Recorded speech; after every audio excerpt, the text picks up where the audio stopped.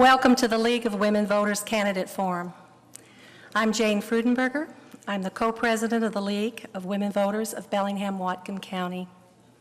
Tonight, we will be hearing from the mayoral and council candidates from the city of Bellingham and one candidate for Port Commissioner race. Before we begin, please stand for the Pledge of Allegiance. I pledge allegiance to the flag of the United States of America and to the republic for which it stands, one nation, under God, indivisible, with liberty and justice for all. Thank you. The League of Women Voters of Bellingham-Whatcom County is part of a national organization promoting civic education and voting rights. Our mission in election season is to provide clear, nonpartisan information to enable voters to make informed choices on Election Day. Here in Bellingham, we have been a leader in promoting civil conversations about the issues that confront our society. Please check our website, www.lwvbellinghamwhatcom.org, for all our fall schedule. This forum is the first of 3 forums the League will be hosting. All of our forums are free and open to the public.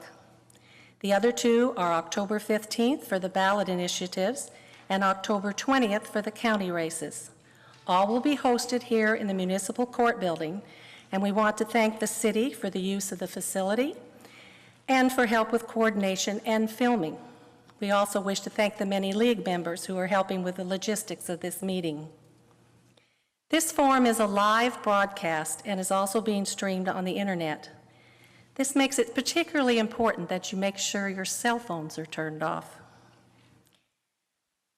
Rebroadcasts will be shown on BTV Channel 10. The schedule is either on the League or on the city's website for you to check out.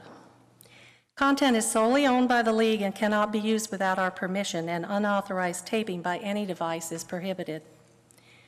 You are a big part of our forum. You have been given question cards as you came in. The pink are for the mayor's race, the green is for the council races, the blue for the port.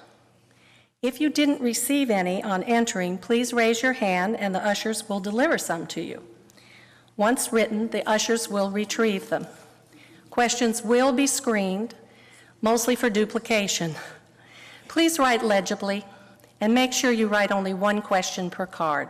We'll choose as many as the time will allow. One last and important thank you goes to the candidates for running for office and for participating in public forums. We're going to start with the position of Port Commissioner, and I'm now going to read the job description.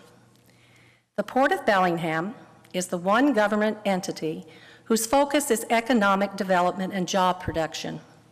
It enjoys unique powers under the state constitution, including the sale of industrial revenue bonds and the authority to impose property taxes.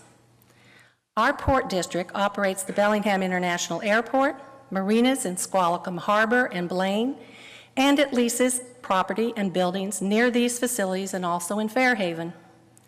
It also operates 3 foreign trade zones in Blaine, Sumas, and Bellingham. The Port Commissioner's job, they're one of 3, is part-time, and they are paid $700 a month. Now I would like to introduce our moderator, League Board Member Annette Holcomb. Thank you, Jane. It's good to see everybody tonight. As she mentioned, we're going to begin with the Port Commissioner office. Before we get started, though, it's important that we all understand the ground rules for the forum. All of the candidates were contacted and given the opportunity to participate. If they were unable to participate, candidates were asked to provide a statement to be read on their behalf. We would love to have questions from the audience for our candidates.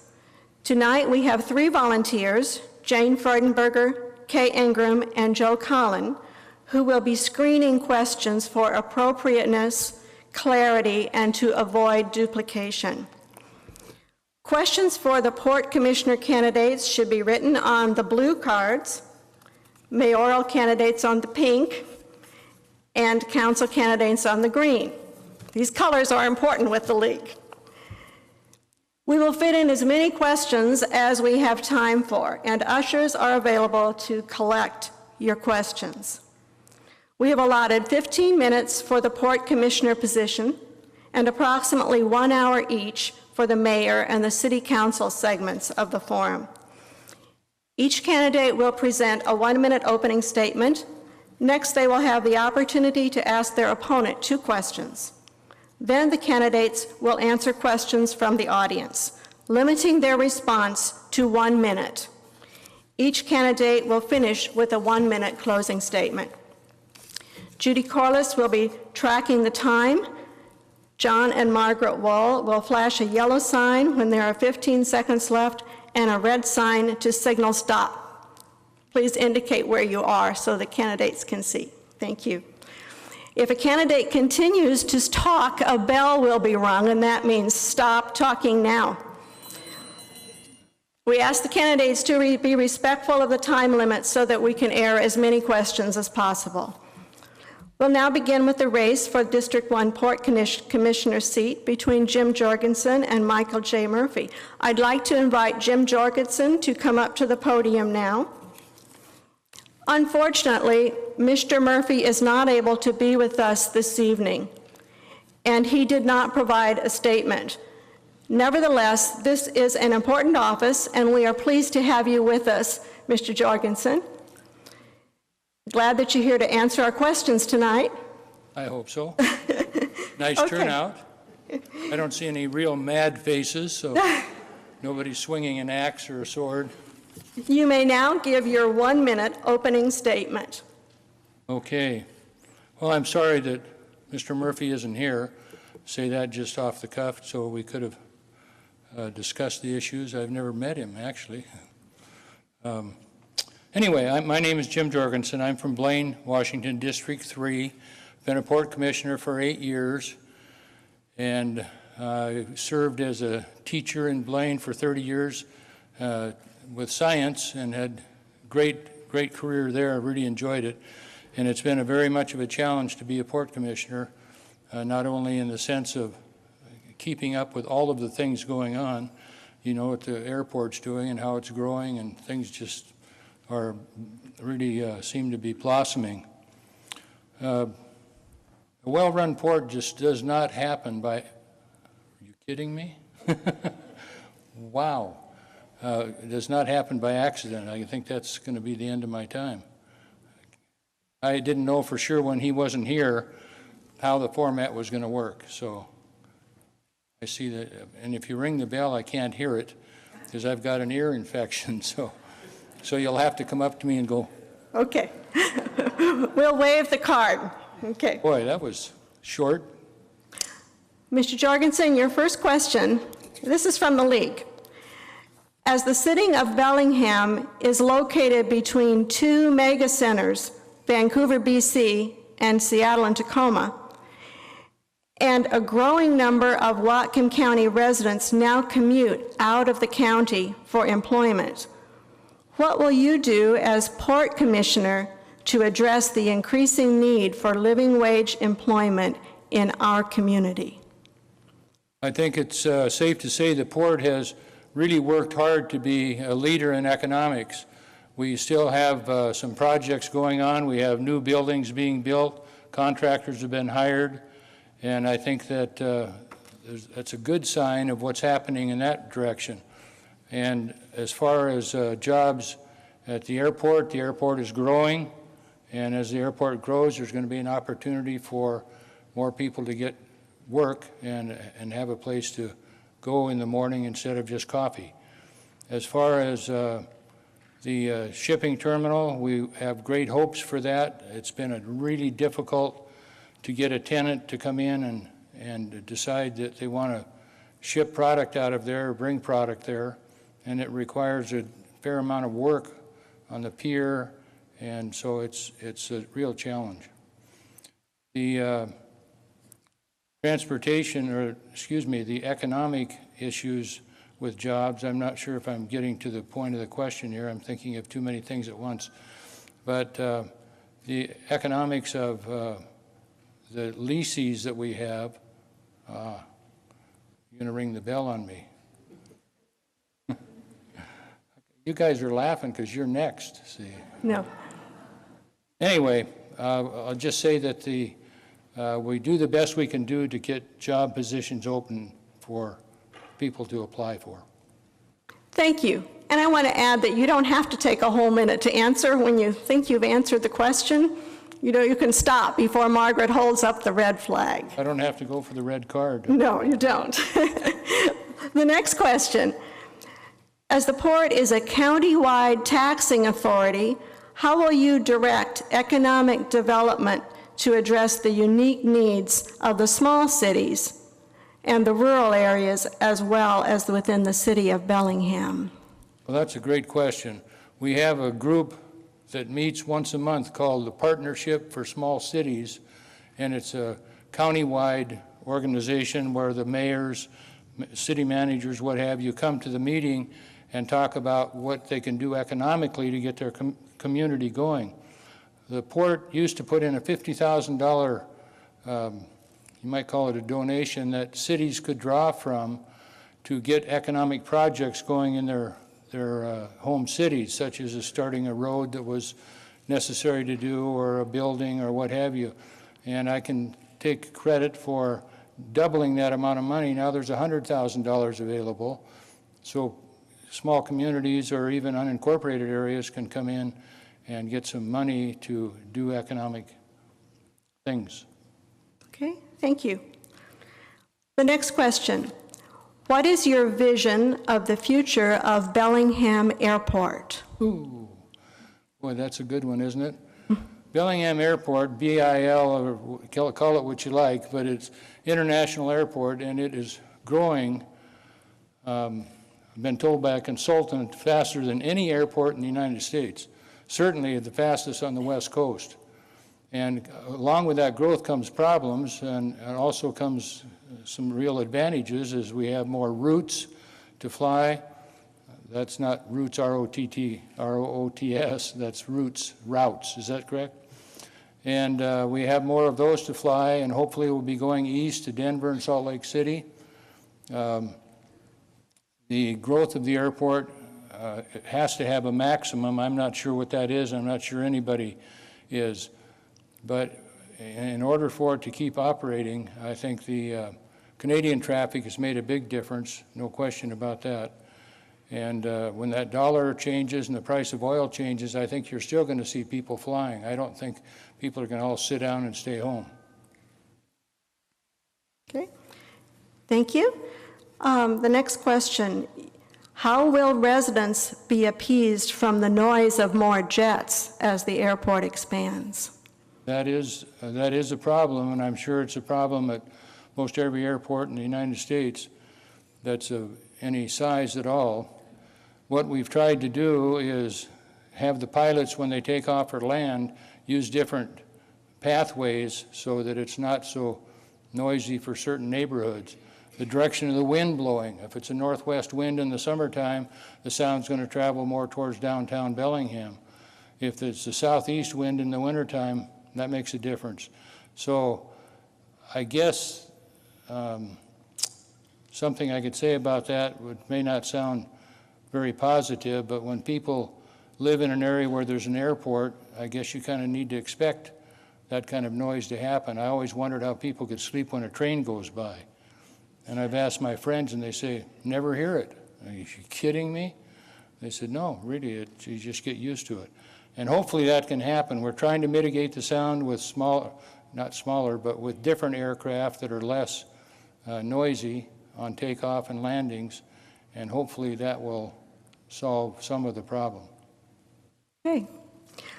The next question, do you think that the port should take a public stand on the Cherry Point Deep Water Terminal development plans? And also, if the coal trains come, is there any way that the port can get involved in mitigating their impact? I knew that question was coming. Interesting. It really is an interesting project. And it's a very emotional issue, as we all know. And some people have grabbed onto one side or the other when it first came out as an issue. Myself, personally, I I want to wait until I see an EIS, which is an environmental impact statement, that's going to tell me what the mitigation things are going to be that are necessary, what perhaps coal dust is it really a problem? Is noise going to be a problem? All of those questions that come up from the people that want to see it not happen, and the people that want to see it happen, of course, it's jobs and it's a tax base, and there's some real serious things about the economy, as we all know, so jobs are a very large item. And I think that myself, I want to see the environmental impact statement and look at what the mitigation, I'm going to let you ring the bell once to see if I can hear it. And so that's my feeling about the coal port. I know there have been some stands on it. And Okay. For clarification on that, do you see any ways that the port could mitigate the impact of the trains if the train traffic increases? well, the GP project, the Georgia Pacific project, we want to have the railroad moved over next to the bluff to open up more of the property at GP. And I think that would help on the noise level.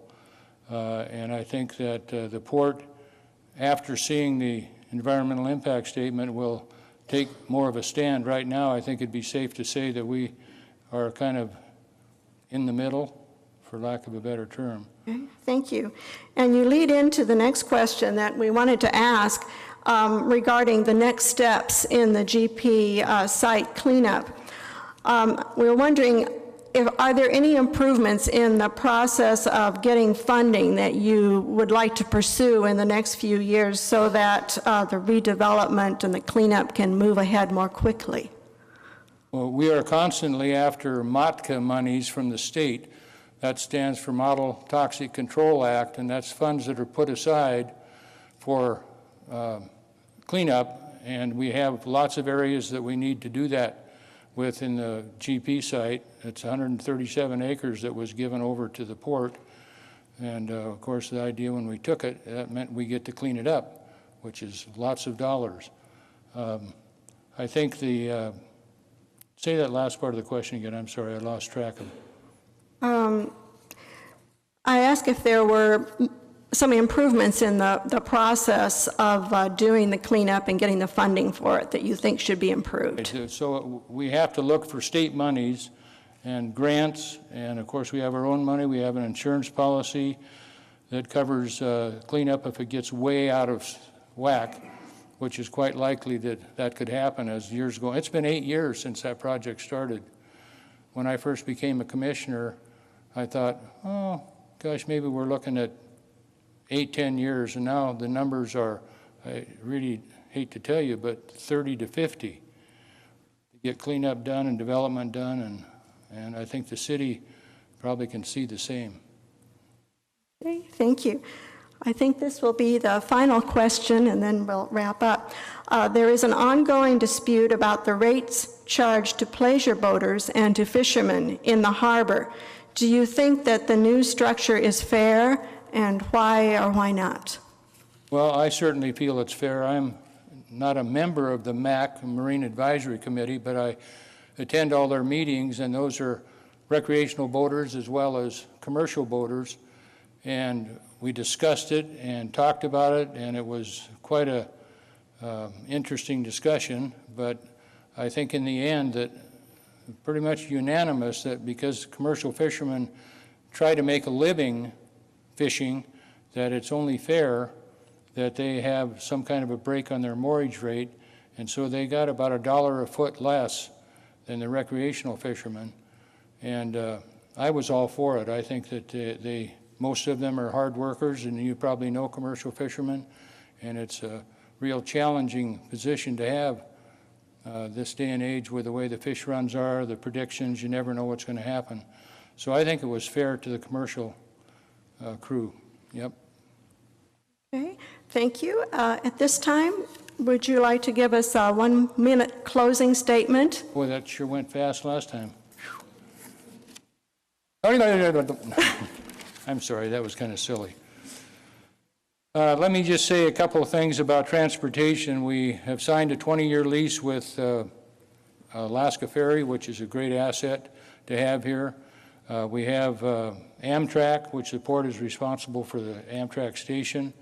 We have the airport, which is growing rapidly and is going to be just really a first-class airport with a new lounge and restaurant and baggage area and holding area for passengers.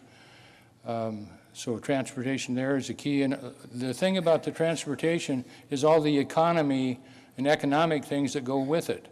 When you talk about building an airport, you're building satellite businesses around the edge that serve the airport and serve the people.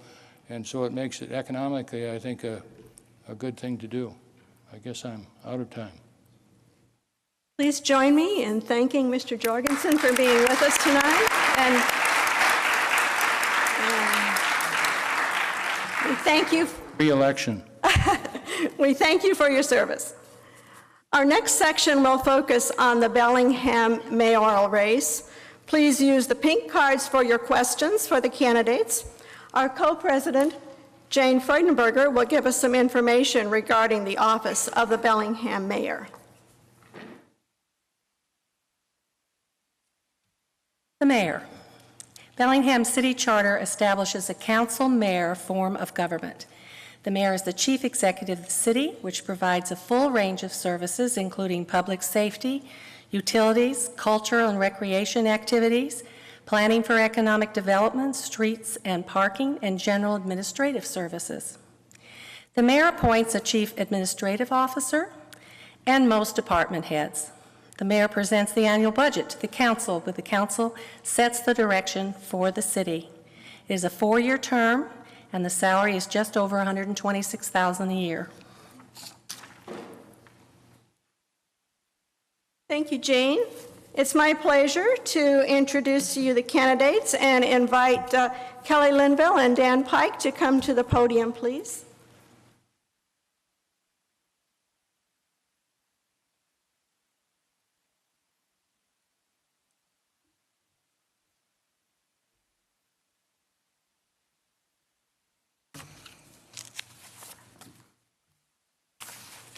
Okay. To determine which candidate goes first, we asked them to roll the dice. And the high-rolling person tonight was Mayor Pike, right? That's apparently. I got and he chose to go first with his opening statement. But first I want to review how this will work tonight. Each candidate will ask his or her opponent 2 questions following their opening statement. And they have 30 seconds for their question. The opponent will have 1 minute to respond, and then 30 seconds will be given back to the first candidate for a rebuttal. We will take questions from the audience, and the candidates should limit your responses to 1 minute per question. Each candidate will offer a 1-minute closing statement after the questions from the audience. Again, the timers will signal with a yellow sign when there's 15 seconds left and with a red one to stop. If you hear the bell, that means to stop right now. Okay? So, Dan Pike, you are first with your opening statement. You have 1 minute, and please start now. Thank you. Good evening. Bellingham is a great community, and for 4 years we continued to build a legacy of sustainability and progress. While not immune to the effects of the deepest recession in our lifetimes, we've weathered really pretty well the worst economic climate that we've lived through. And we've gotten some positive recognition over the past 4 years as a result of how the city's been managed. We've been cited as one of the best places to live, one of the most secure places to live, one of the best places for small businesses and careers, and we're EPA's Green Partner of the Year. And my favorite is that we were cited as the #1 smarter small city in the U.S. But you don't have to look outside of Bellingham to know how we're doing. You can go to the corner of Bay and Holly and see how things are going there. You can go try to find parking on Railroad Avenue on a Saturday and know how things are going, to know we're doing well. And our good management has earned us improved bond ratings, which have also saved us millions of dollars in costs as we go forward for vital infrastructure. Bellingham is strong. I'd appreciate your support to keep going forward. Thank you.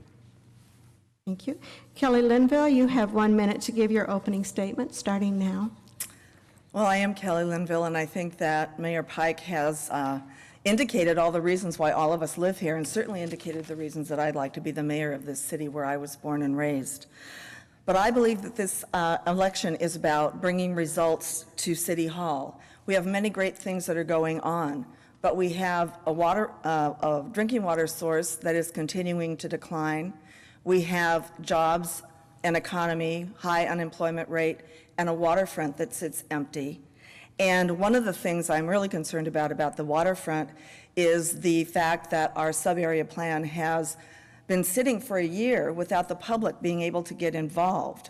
I believe that we need to review that plan that was based initially on very high development and using the ASB as a marina, and relook at those options to make sure that under this economy, we're seeing this wonderful jewel that is going to be a great economic benefit be developed the best way it can. We also need to work with our neighborhoods, and I see the red card. Thank you very much. Dan, you now have 30 seconds to ask your opponent a question. Sure. Well, I was very glad to hear you talk about the economy, because I agree the economy is critical. When you were in the legislature and writing the state budget, you wrote a budget that really stripped a lot of the money that used to come to cities to help with economic development. And knowing that economic development in cities is really a driver for jobs much more than it is at the state level, I'm wondering how you would explain that.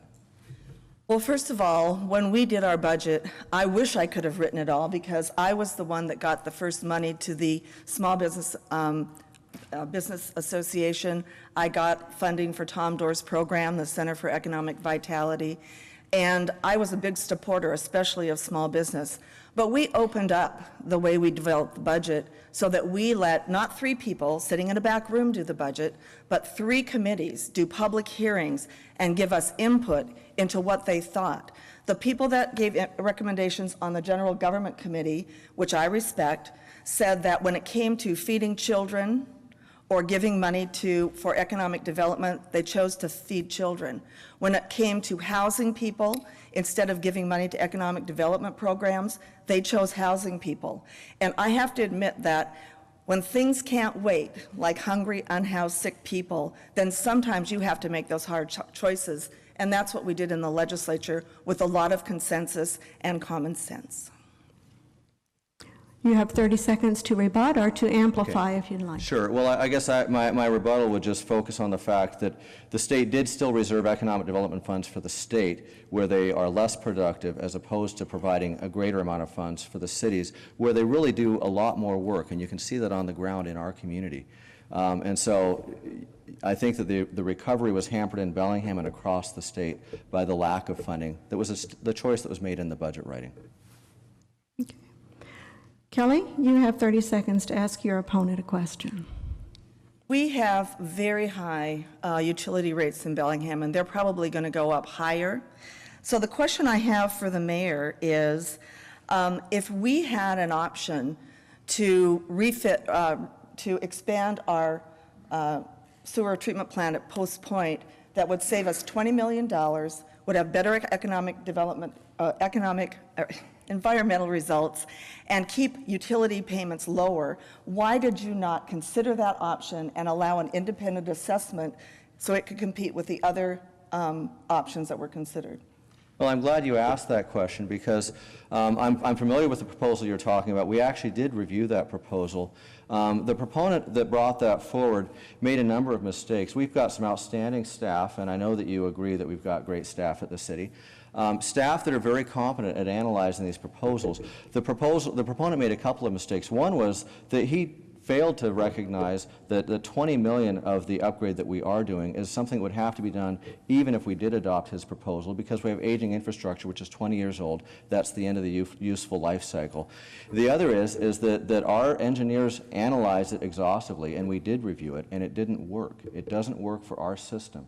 And so, you know, one of the challenges of being mayor, it's an executive position, not a legislative, so you have to actually make sure things will work when you implement them, as opposed to just taking what a salesman proposes to you and thinking it'll fly, and risking city tax dollars needlessly.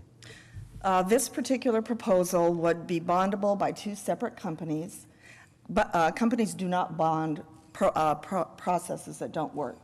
It would have allowed us to remove the chemical treatment chemical pretreatment process, which we are putting more chemicals into our water system, and it would have also lasted longer and saved the heron rookery and the dog park at Post Point. I think it was worth having an independent assessment of that, and since we have up to a 90% completion, I'll finish in my next question.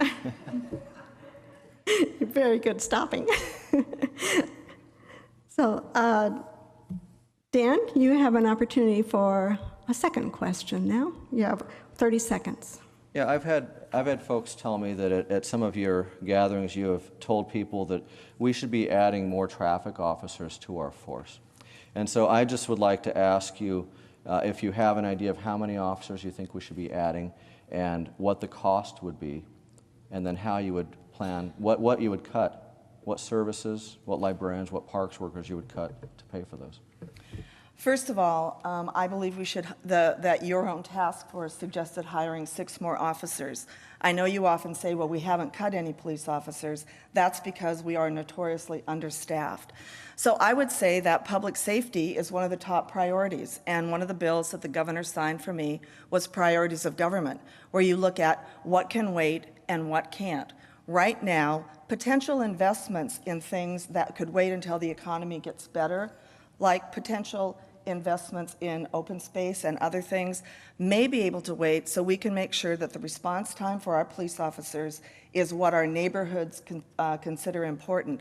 And what I hear when I go to neighborhoods, not when I go to my gatherings, is that when they are feeling unsafe and they call the police, they don't always get a response that makes them feel like there is enough protection for our city. Now, that doesn't mean that there really isn't, but perception is reality, and we don't want people to feel unsafe in their neighborhoods. Rebuttal? Well, I'm disappointed you didn't really answer the question, which is how you would pay for it. But my response would be twofold. One is that the crime rate since I've been in office has dropped 24%. And the ratio, our ratio compared to other cities, has been climbing, in part because through good management, we managed to keep our officers employed while others have had to lay them off. And so, you know, while you can say that we need to, that the perception is there that we need to add more, if you don't say how you're going to pay for it, and if the reality is that the task force said we should only add them when we can afford them, and you're not explaining how we can afford them, then you didn't really answer the question. I find that frustrating. Okay, we'll move on. Kelly, you have one question, a second question. When the port looked at purchasing property along the waterfront, the piece of property they didn't purchase was the R.G. Haley property because it was the most contaminated site and would cost more to clean up than it would be beneficial once it was cleaned up.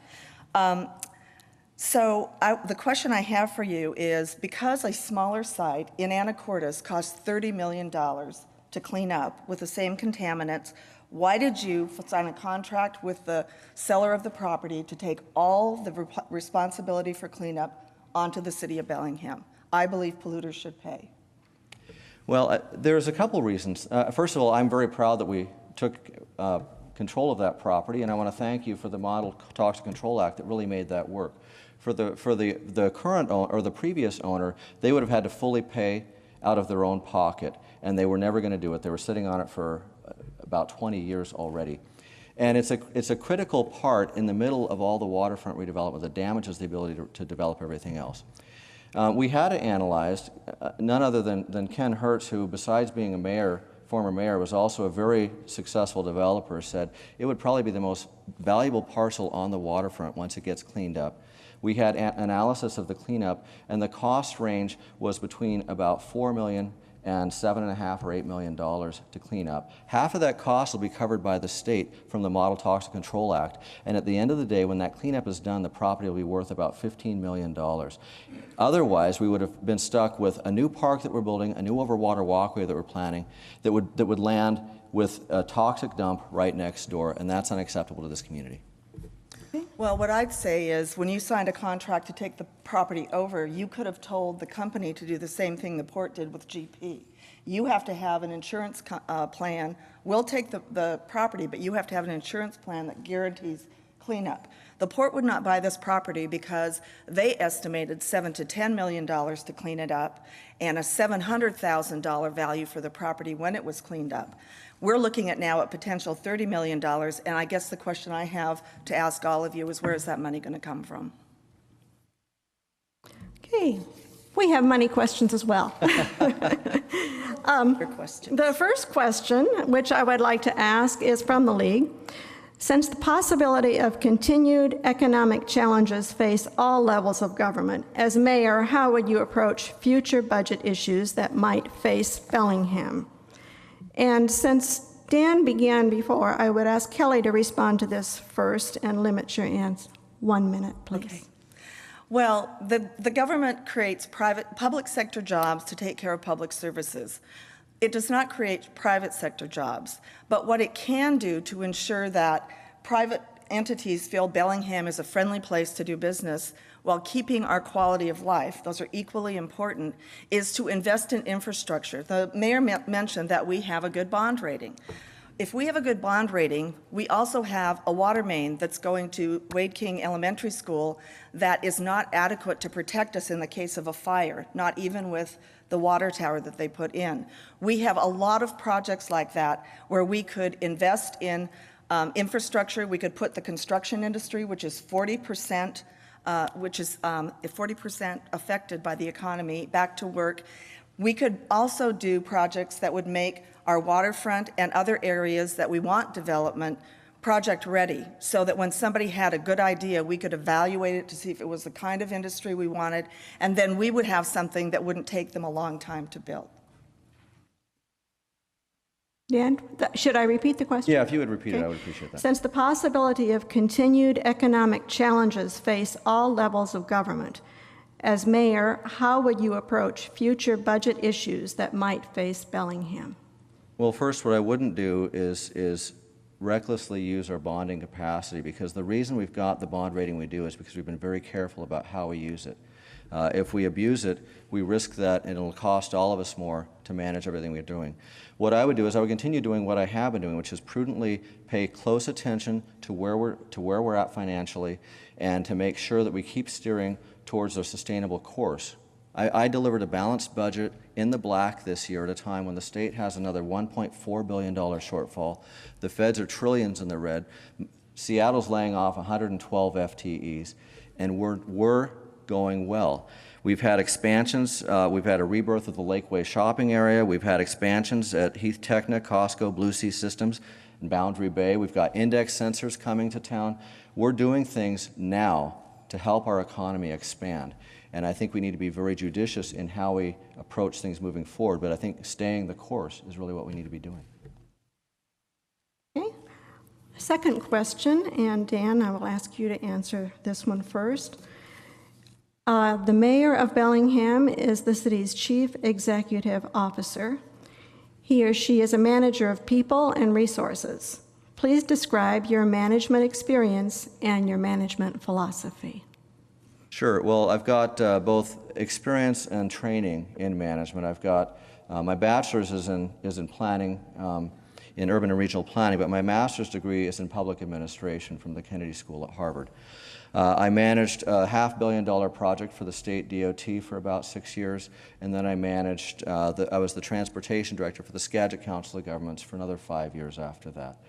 And then for the past 4 years, I've managed what was a $250 million a year operation now is about a $200 million a year operation through the worst economic downturn of our times, and managed it keeping most of the people employed, and managed it with maintaining a positive feeling in City Hall as we go forward, despite the downturn in the economy.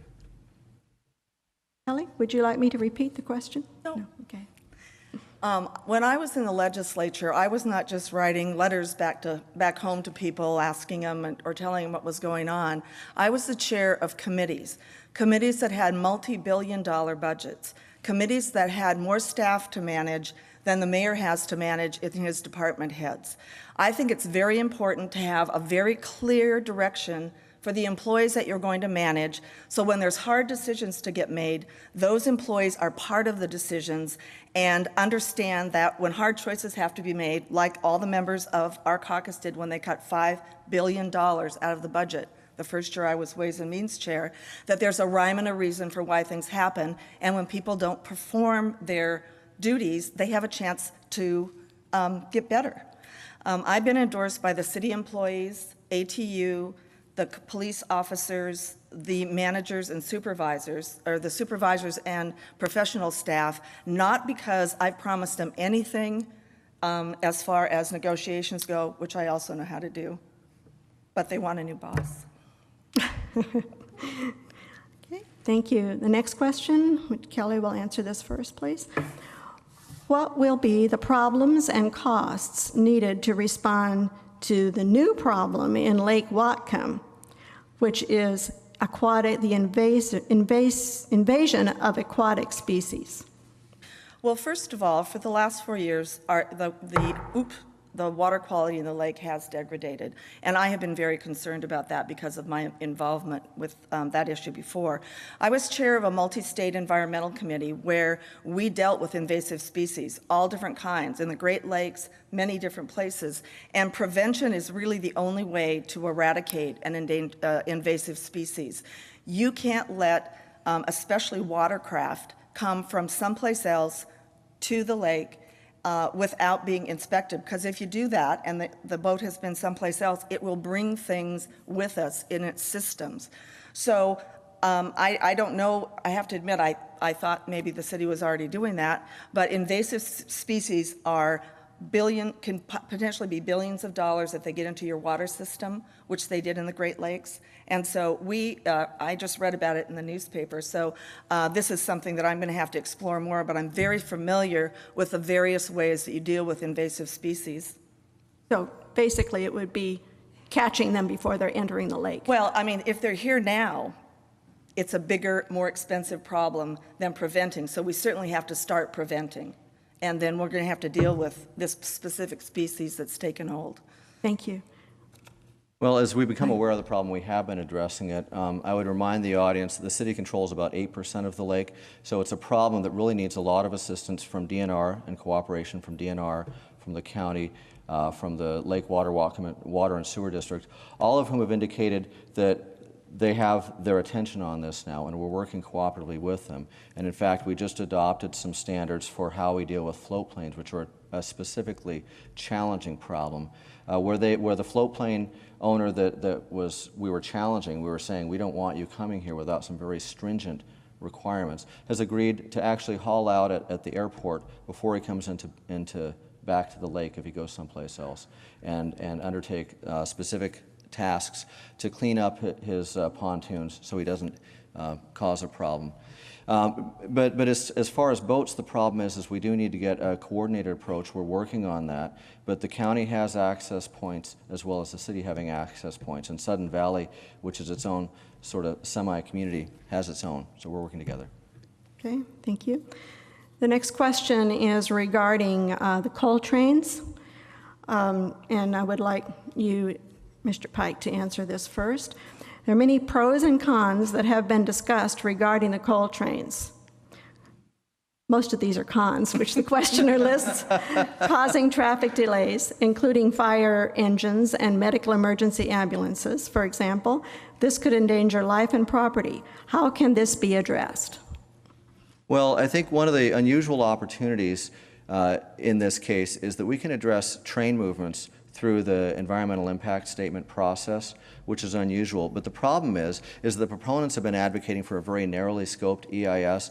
And so when I hear the commissioners say that we should wait for the EIS to unfold, the proponents are out there already advocating for what they'd like to see. And I think the mayor and other folks need to be out there advocating for what we think should be in there. So I've been out there advocating, building a coalition of mayors across the state.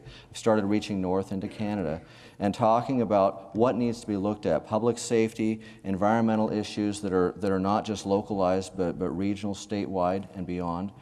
To look at the impacts to our fishing industry, which is truly a sustainable industry that puts a lot of money into our economy, and to look at the public safety issues and what it does to our opportunities to redevelop the waterfront. I mean, the Port of Skagit just said this is a disaster for our region economically if it is not fully mitigated. So I've been advocating that we make sure that it is fully mitigated. Okay, Kelly, you have an opportunity to answer that question. Yes, I will. First of all, I don't support exporting non-renewable natural resources. And when I said that at City Club last spring, the mayor was still suggesting that we send those trains into East County. That is not a solution to an environmental problem. I opposed the last coal pier that was proposed for Cherry Point. It was about 30 years ago. It was called the Schechter Project, and it never went forward. But the truth is the city of Bellingham has no regulatory authority, and the governor and the council, or the county council, are the two entities that we have to influence if we would like to make sure that all the mitigation that should happen, and there's a lot of things that we could do if this pier is permitted, make the decisions to mitigate with us. And in order to do that, you have to have good relationships with these people, which I do. I think the mayor has taken a very high-risk strategy in coming out absolutely opposed to this before he has worked with the people who are going to make the decisions on the shoreline permit and the mitigation of these trains through town. Thank you. Okay, the next question, these are from the audience, I forgot to mention. Kelly, you'll answer first. Sure. Will you move the city toward a zero waste city? And I guess if the answer is yes, how would you do that? Well, since the very first committee I served on was I was president of the Next Steps Association in Whatcom County, which was a recycling and reusing committee. Actually, Jack Weiss was on it with me. Yes, I think that we should go to zero waste. I think it has to be done through education, technical assistance, and incentives, because it's going to be changing everyone's personal behavior. I was on the first neighborhood recycling truck with Louise Bjornson, and that was really fun when you see what's happened now to our city. That when I went back to Washington, D.C., and I asked, where do you put your cans? Somebody said, you must be from Washington State, because they know that Washington State is the state that has been on the leading edge of recycling. So yes, I think we should do that. I think we have to have it be easy for people to do. Curbside recycling is very easy and people take advantage of it. And then we also have to make sure that we can use that recycling to make something and not just have it end up in a warehouse someplace. Thank you. Mr. Pike, would you answer the question? Sure. Well, I just want to say I grew up with a mother who was a product of the Depression in the prairies of Alberta, and as a result of that, she thought nothing should be wasted. So we cleaned cans, and we would save them for months until we had enough to take to Reynolds, which is about 5 miles away. We recycled newspapers. And when I attended Western in the early 80s and I was on the Associated Students Board, I was involved in starting the recycling program there that then Louise piggybacked off and took to the city, which was great, and it's grown from there. And so I'm really proud of where that's gone. I'm also proud of the fact that the city has been working towards zero waste for some time, and we've made good progress. We've, for example, at Civic Field now, we have a lot of work. A lot of the events have very little waste as a result of an aggressive campaign to collect compostables. We're looking at other options, such as having compostables. You know, we've got, right now, people can choose a compostable can as well as the regular garbage can, but by providing one to everybody, we think that we would see an increase in the amount of waste being removed from the waste stream and put into the composting stream instead. So we're looking at opportunities like that to keep the movement going. Thank you. The next question, which I would like you to answer first, Dan. Do you feel that the impact fees are fair and equitable? If the answer is yes, we'd like you to defend defend that position? And if it's no, how would they be changed? Well, I think that the impact fees overall, it's always a balancing act, but I think overall that they're fair. I think the problem is that we have a county that's out of compliance with the Growth Management Act and is therefore not assessing fees. And so that gives the wrong economic signal to developers and to house buyers that they should move outside the city and actually it's a problem, it's a catch-22 where they create more sprawl, more challenges to the environment, more costs for the city and for the county. But the answer to that isn't for the city to start doing the wrong thing. The answer really is for the county to get in compliance and do the right thing. And that's what we need to be pressuring them to do. I think, on a case-by-case basis, we can look at should the fees be lower or higher. What I'd really like to find is a way to find some funding, as we did with using some EDI funds, to mitigate the costs to providing affordable housing. And that's really a state legislative problem, but we have found a workaround. We've created a pool of funds that will buy down those permit costs using economic development funds locally. Thank you. Kelly, your response? I came into the legislature the year after the Growth Management Act was passed and was involved in creating the policy for impact fees. Impact fees were supposed to be fees to pay for the impact of new development. And I think examples speak louder than anything else. So I'll give you 3 examples where I think our impact fee structure is broken. I support impact fees. I think they should be paid. The first one is Logos Bible that paid $20,000 in impact fees to stay downtown, to not increase anything except move 3 blocks across the street. There's my brother-in-law. I used him the other day. He and his another man shared one building for a business. He moved 4 feet away, and he paid $22,000. The 16-plex at Barclay Village paid no impact fees, and I think if anyone's been by there, they can see the big empty lot. It's not applied fairly. Kelly, you respond to this one first. Yeah. Where do you stand on licensing landlords for their rental property? Well, I had a long talk with Ann Mackey and Dick Conavoy the other day because I did not support the proposal that came forward to the City Council because it was still going to be complaint-driven and it was not going to acknowledge a difference between good landlords and those landlords that were causing trouble. And so I'd be very willing to look at a licensing bill that would do what I did when I got my business license for the city, that if you're a business, then you get a business license. Everybody does. You pay for an inspection, which obviously would be based on how many rentals you have. You have a chance to fix any deficiencies that exist. And there's a very clear way that that if you continue to violate the law of health and safety, that you will lose your license. But the other part of that is we have to communicate well and figure out how students can let us know, because that's been the biggest issue, if there is a problem without fear of being evicted from their apartments. Okay, thank you. Dan, would you answer the question? Sure. Well, first of all, I'll say that the answer is not to license every house that's being rented.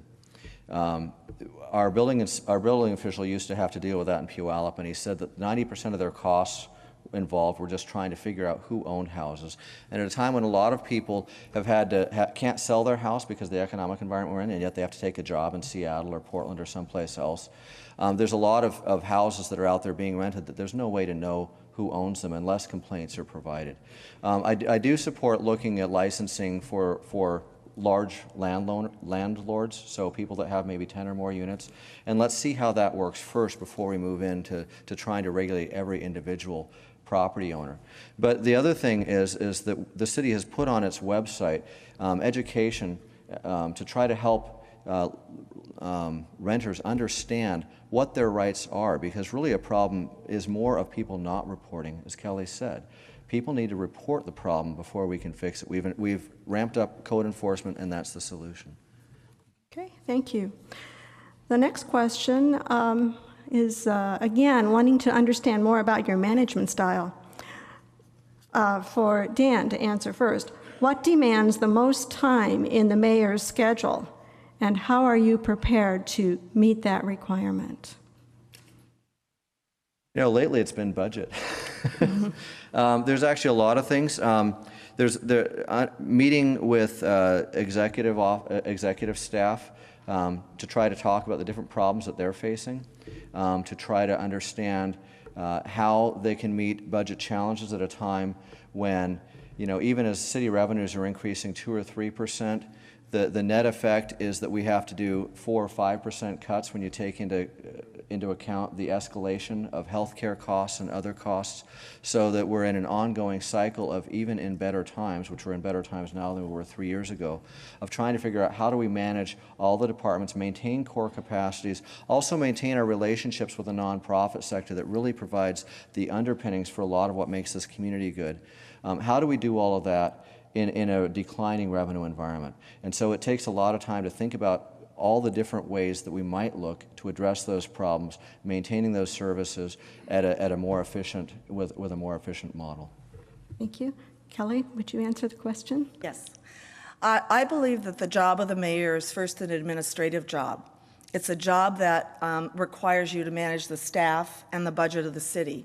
It also means that you are the ambassador for the city, which means that you have to get along with people and be able to present to the world what a wonderful place Bellingham is. It is easy to manage staff if you have clear expectations and you allow them to use their expertise and their experience to help come up with the way that we can make the services in Bellingham better. I think it's very important for the mayor not to be the one that makes all the decisions.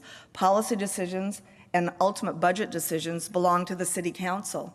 They're the ones that are ultimately responsible for that. But in managing staff, the best thing I have found is you respect them, you listen to them, and you allow them to be part of solving the problem. And then management, it's just like managing kids. It's not that hard. Okay, Kelly. Not that the city's staff is kids. Kelly, how do you intend to get a sound working relationship with the county? Fortunately, I already have one. You don't have to agree with people to have a good working relationship with them. I can work with either of the people that will be elected county executive because I've worked with both of them for 12 years. So I already know them, they know me, they know where we agree and where we don't, and we can enter on an equal footing. I don't have to get to know them. I feel the same way with the county council members. Obviously, a lot of county council members and I have different philosophies, but we all represent people that live in Whatcom County. Bellingham is the county seat. We have to quit fighting with the county and start cooperating, and that means holding each other accountable for what is in the best interest of the citizens. So I don't have to start over because having been an elected official as long as I have learned how to work with people with whom I don't agree and actually get things done. Mayor Pike?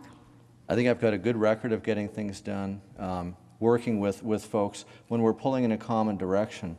One of the things that happens in political campaigns is that people try to put spin on things. So, for example, when the county is doing things and you've worked in the background to try to make them understand that, for example, before you try to annex an area or put an area into our UGA, that you need to talk to us, and they refuse to talk to you, then at some point you need to stand up to them.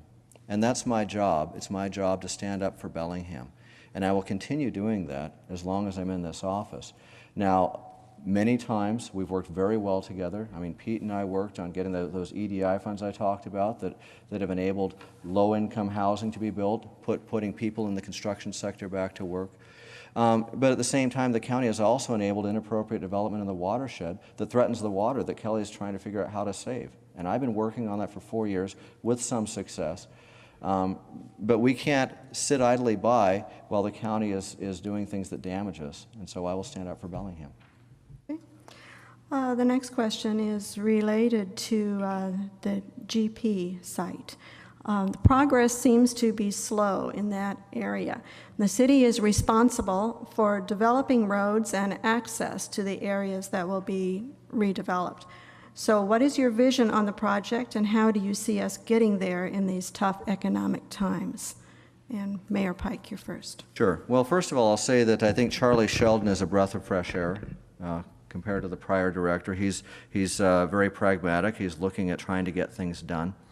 The real problem at the waterfront is we need to get the cleanup done before I'm willing to have us go out and put a lot of money into stranded infrastructure.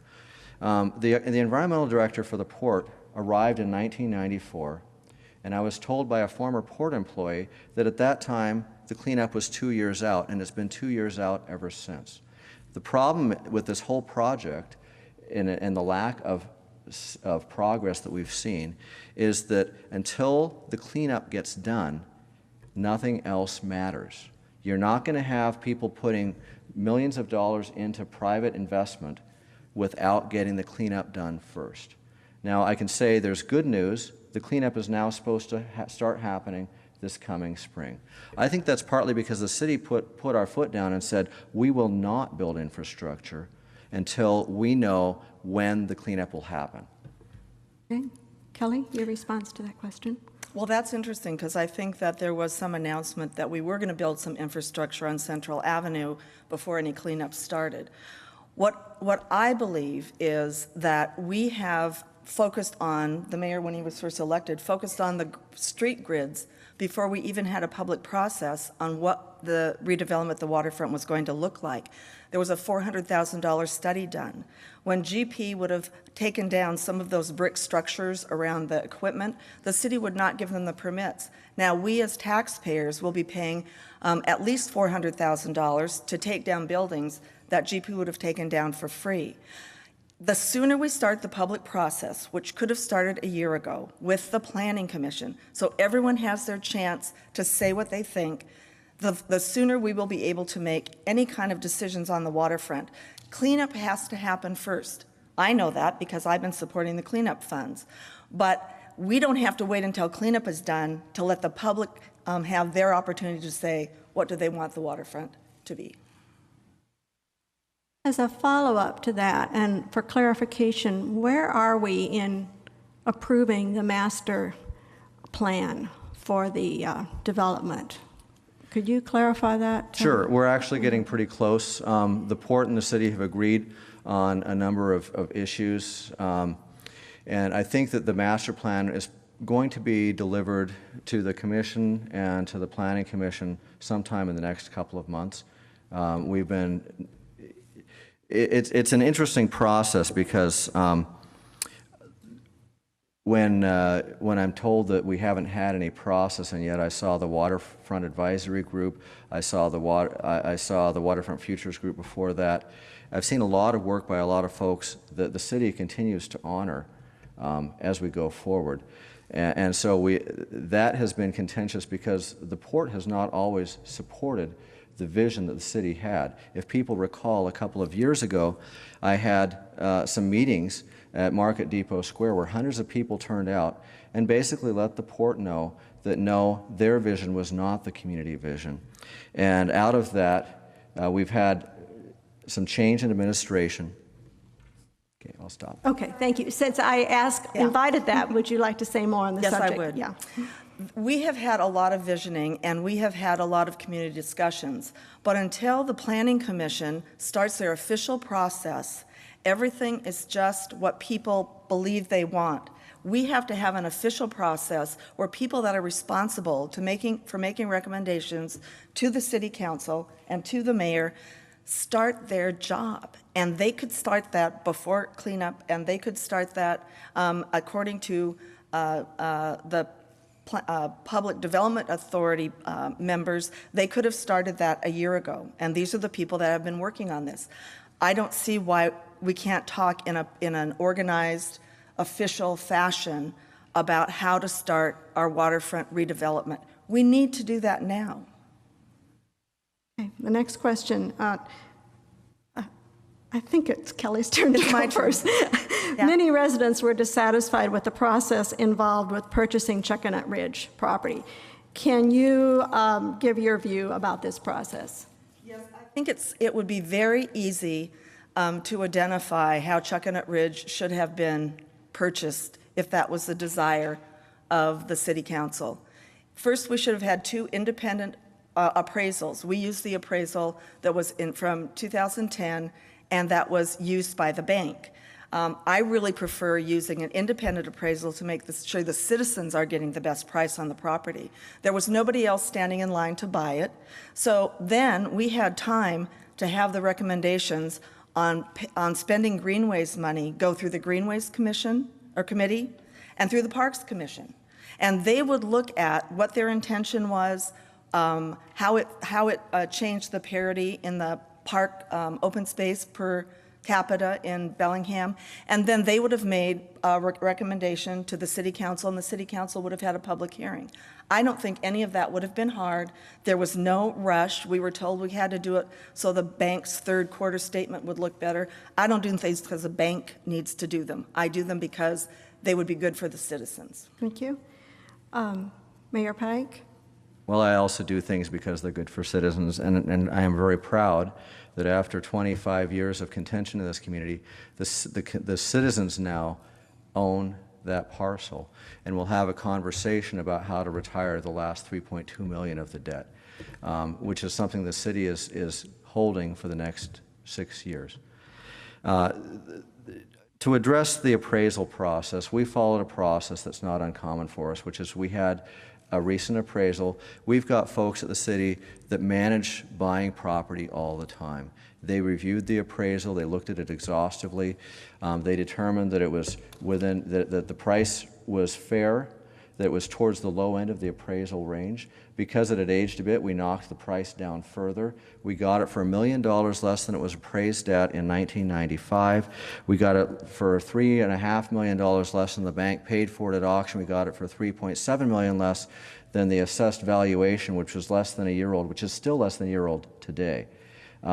It was something where the bank needed closure. So. Okay, thank you.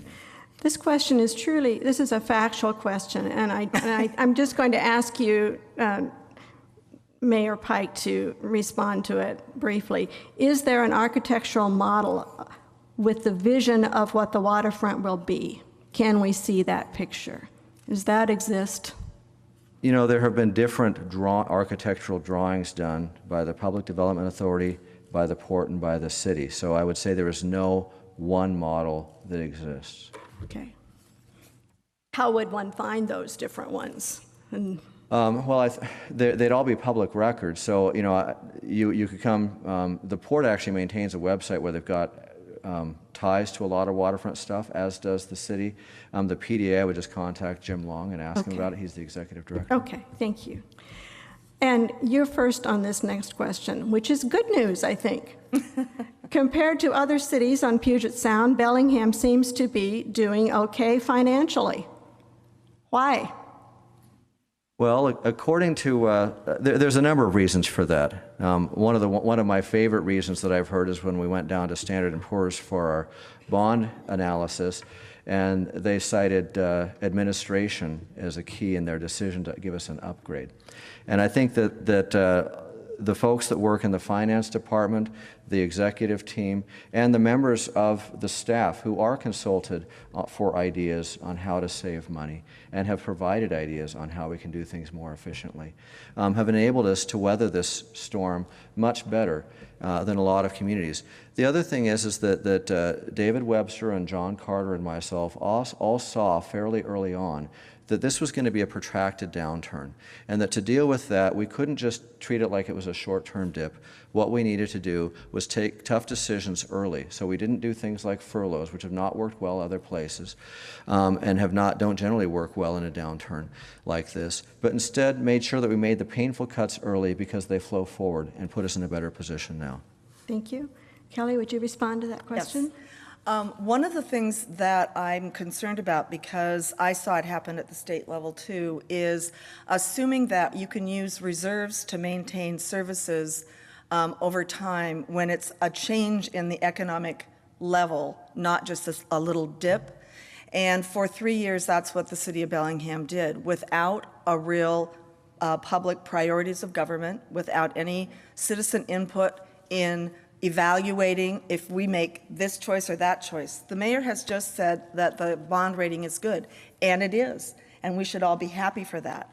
The problem with the budget that looks like it's balanced on paper is if you listen to the news like I do, you know that this economy is in another kind of recession, which means it's only going to get worse. So I will be very interested to see, as the city council goes through their work sessions on the budget, where the cuts were, to ask the questions, why did you fund this instead of this?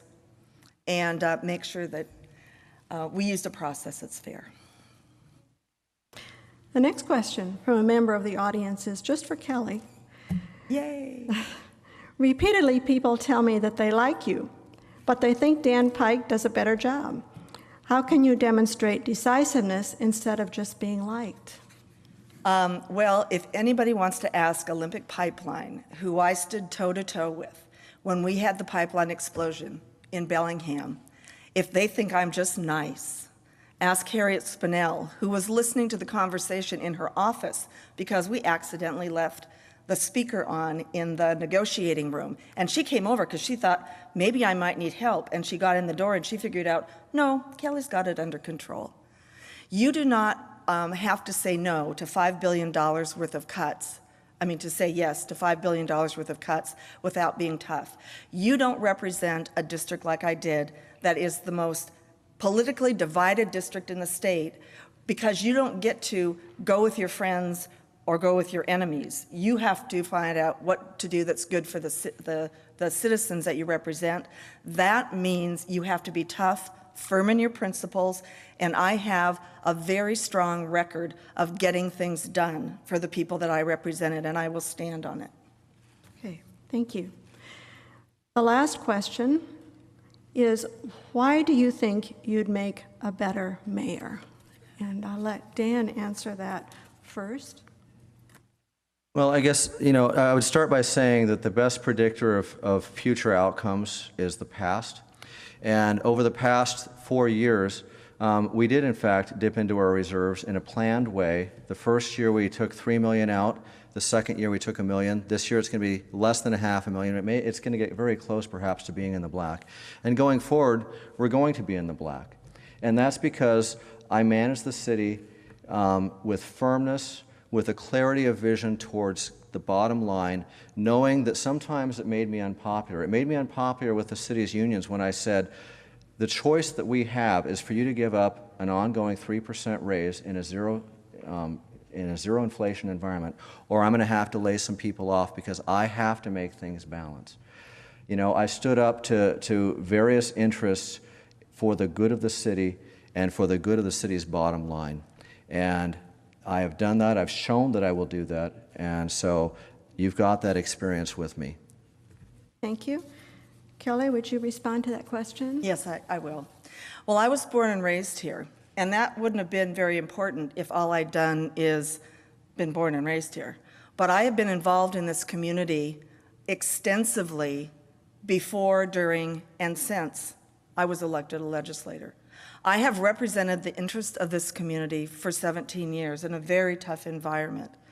And I love this community. I haven't lived every place all over the country, but my parents are here, my children are here, my grandchildren are here, my husband's here. And I am not going anywhere. So I know that anything I do as mayor of Bellingham, I have to live with the next day when I see everybody that I know in the grocery store, in Goodwill, because I'm there a lot too. I believe that I have demonstrated that I have better relationships with people, that I have been able to get good results on difficult issues, and that I have the respect of the people that I will manage. And I think that those are all three very important things. Thank you very much. That ends our time that we have for the open questions. So you now have an opportunity to each make a 1-minute closing statement. And Kelly, we will start with you. Thank you. I look at the waterfront and I see empty land. I talk to the people who are unemployed, who can't afford to live in the city of Bellingham where they work. Many of these people work for the city of Bellingham. I look at the degradation in Lake Whatcom, and I wonder, what will we do if we can't drink our drinking water? These are enormous problems that are kind of like the eaves and gutters of a city. They're not flashy. They're not the things that necessarily make the headlines, but they're the things we have to take care of. I find in politics that there are workhorses and there are show horses, and I promise you that I am a workhorse. You won't see me in the newspaper all the time making bold statements, but you will see changes in this city that are going to make it a better place to live. I love this town. I would love to have the opportunity to represent it. Thank you. Dan, your closing statement, please. Sure.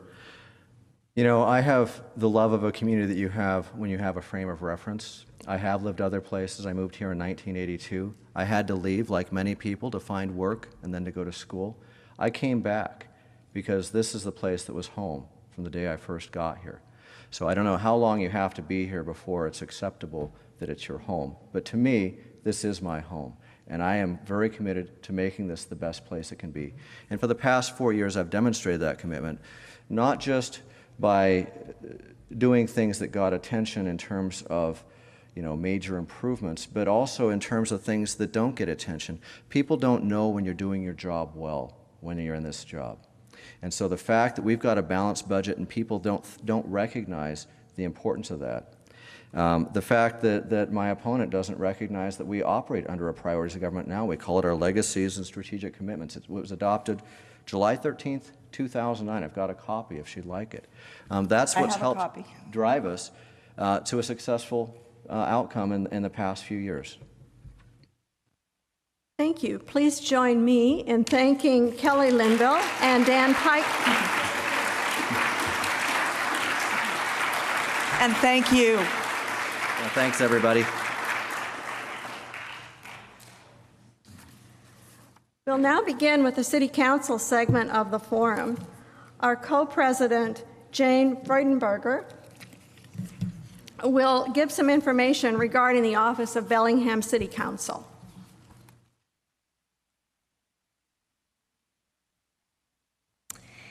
City Council members are charged with responsibilities set forth by state law and city charter. Councilpersons have legislative and policy-making power within the city and represent citizens through legislation and policy direction.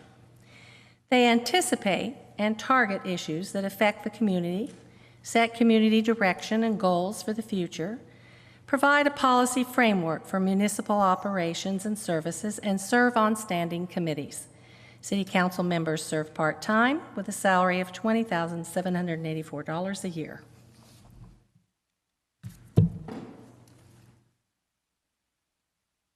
Thank you. I remind the audience you can submit questions that you would like to have the council candidates address on the green cards. Two of the City Council candidates are running unopposed for their positions. They are Councilmember Terry Borneman, Ward 5, and Councilmember Jack Weiss, Ward 1. Both were invited to participate this evening, but they decided to provide a written statement instead. Is Alex Wiley here? Please come up. Alex will be delivering a statement for both of these candidates. Please go around the back of the camera and here.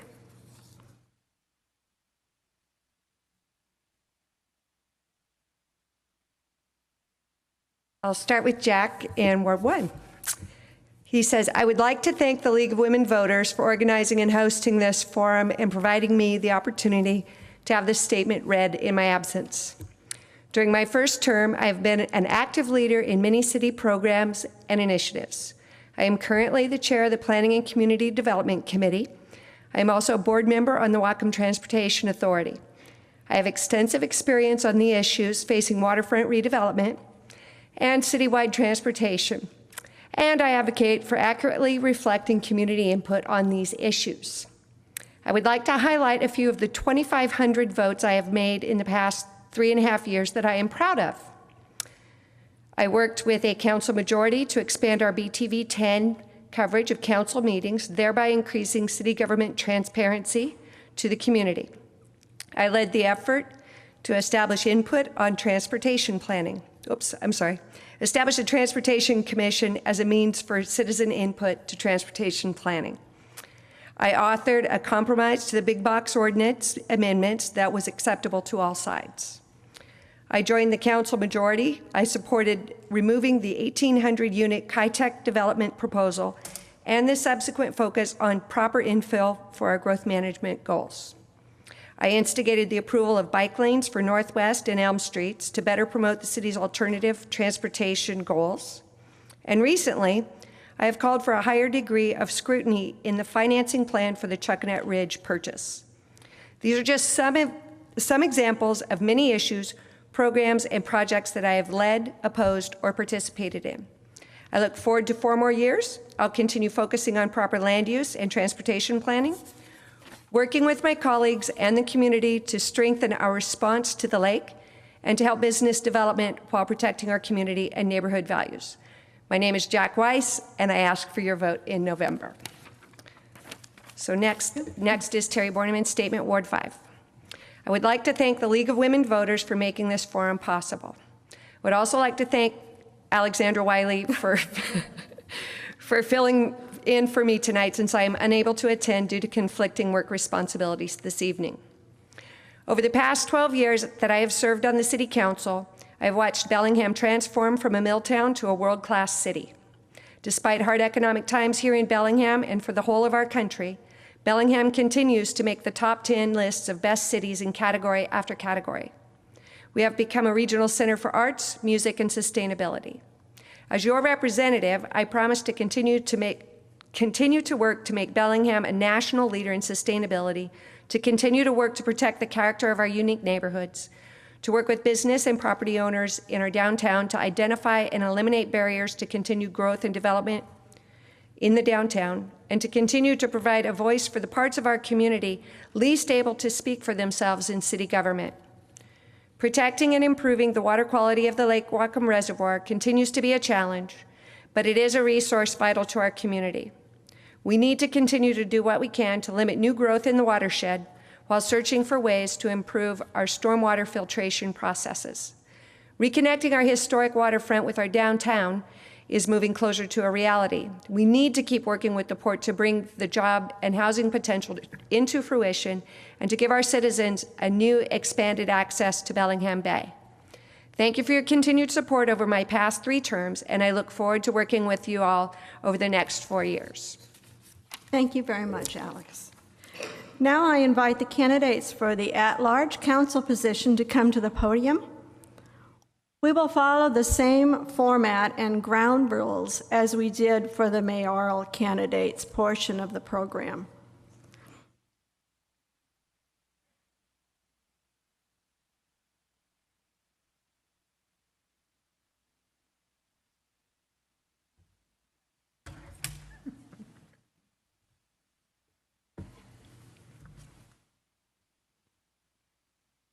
Okay, I would like to introduce Seth Fleetwood on the left, the incumbent, your left, and Larry Farr is on the right. Seth, you are the high roller on the dice, I understand, and so we will start with you to give your opening statement, please. 1 minute? 1 minute. Thank you. My name is Seth Fleetwood. I'm running for a second term on the Bellingham City Council. I grew up in Bellingham and graduated from Seaholm High School 30 years ago. I went to college, got a law degree, worked for Congressman Al Swift, who was the congressman representing Bellingham for many years. There was a staff person in his office who inspired my interest in getting a law degree to do so I could do public interest work. And I've been able to, since I moved back to Bellingham, give voice to that aspiration and life to that aspiration with my work on the City Council. I've been active in my community for many years. I was on the Greenways Committee for 2 terms. I was on the Whatcom County Council for 2 terms. I had a special interest in water quality issues with Lake Whatcom and growth issues in our county. I think I was able to provide a leadership role in both those areas. I moved to the city because I wanted a change, and I wanted to provide my experience here in Bellingham in a different venue. Thank you. Larry, please share your 1-minute opening statement with us. Good evening. My name is Larry Farr, and I was born in Alaska. As a little boy, my grandfather used to drag us down here on a fishing boat because my other grandfather was in Friday Harbor, so Bellingham was the stop in between. With that, it was always the place I wanted to be. So my wife Audrey and I have raised 2.5 children. Here in Bellingham, we have a 27-year-old who's given us 2 grandchildren, a 25-year-old, and a little 9-year-old who is bouncing around the house and probably watching on TV tonight. I hit the ground running over 25 years ago, or 25 years about, here when we moved into town, and have been very active in this community in many, many things. I serve right now on at least 4 different boards throughout the community and have developed businesses and industries, have worked very hard in this community because it is my home and it's one that I very much appreciate. Running for city council because I'd like to see it maintain the structure that Bellingham always has been. And I'd like to be able to provide an opportunity for my children and my grandchildren to have employment and to live here as many years as they so choose. Thank you. Now we'll give you an opportunity to ask each other a question. Seth, you now have 30 seconds to ask your opponent a question.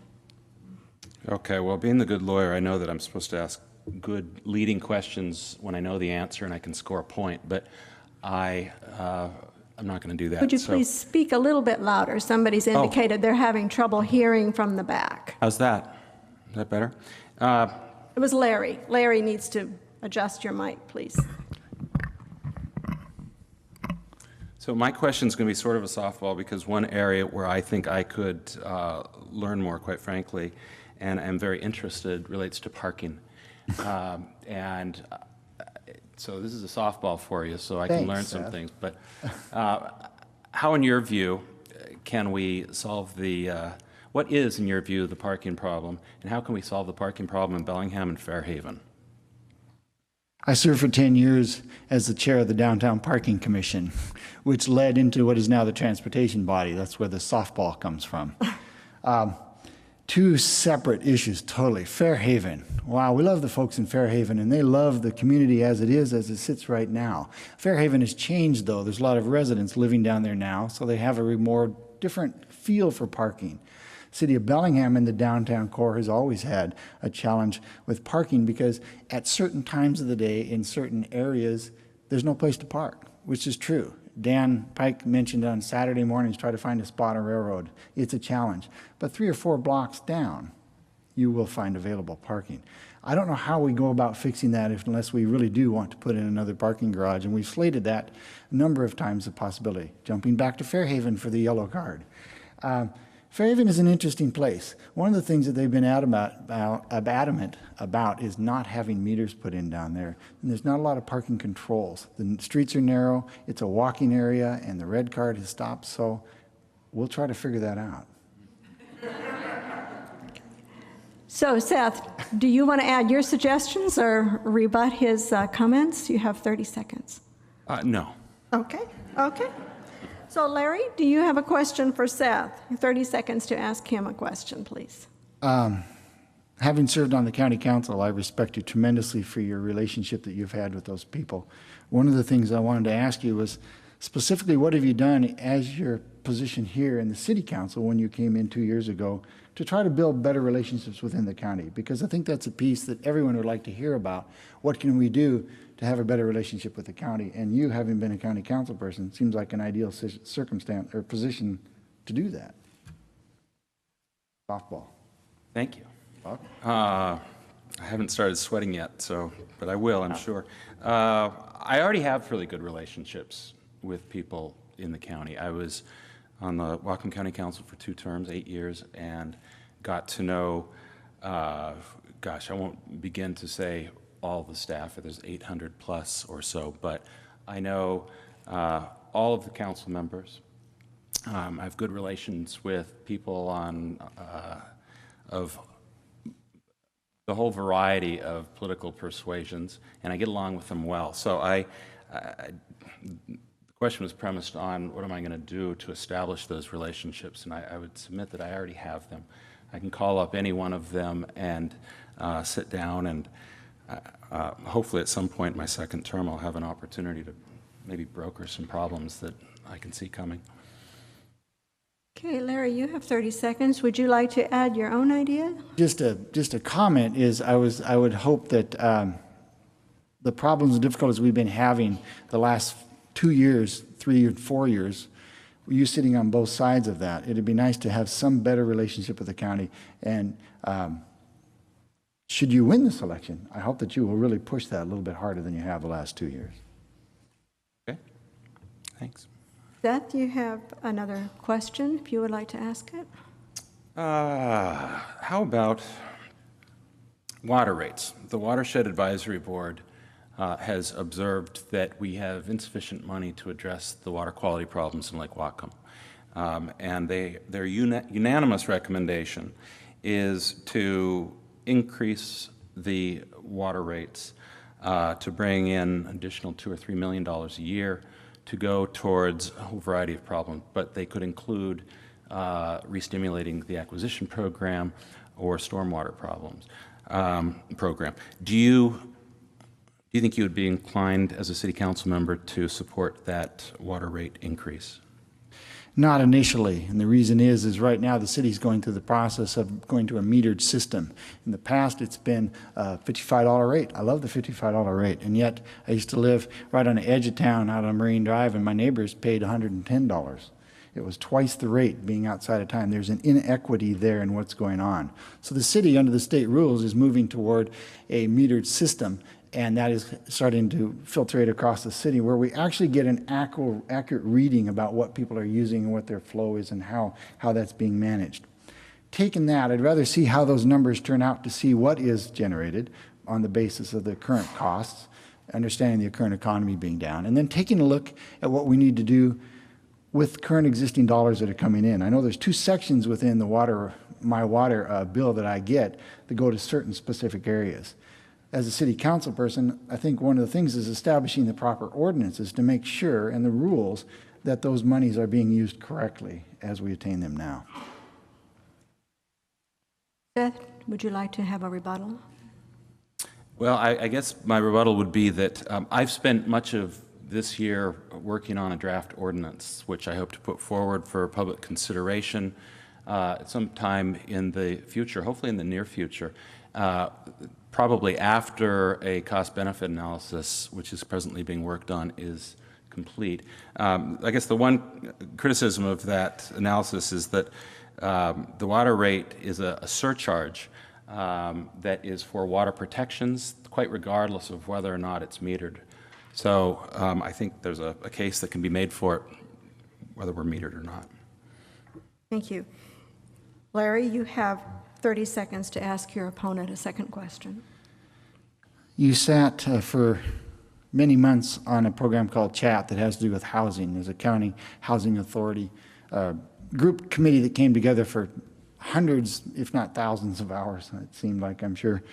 One of the there was recommendations that came out of that body, and out of the recommendations there was certain things that were held as to not be something that were recommended. One of those inclusionary was inclusionary zoning.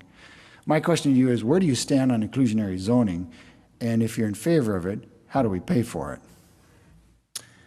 That's a good question. I was the co-founder of the Countywide Housing Affordability Task Force that was created out of a process in 2006. It convened in 2007. And we had like 49 meetings with a diverse cross-section of people. And one of the recommendations was voluntary inclusionary zoning. There was not consensus on the question of whether there should be mandatory inclusionary zoning, which is a requirement that some number of houses in a development be at an affordable rate. And one area that I think it's appropriate to use that is in the case of an upzone.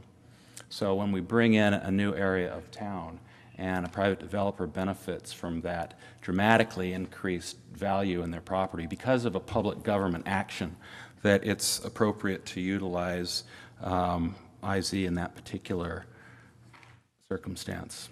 Did that answer your question?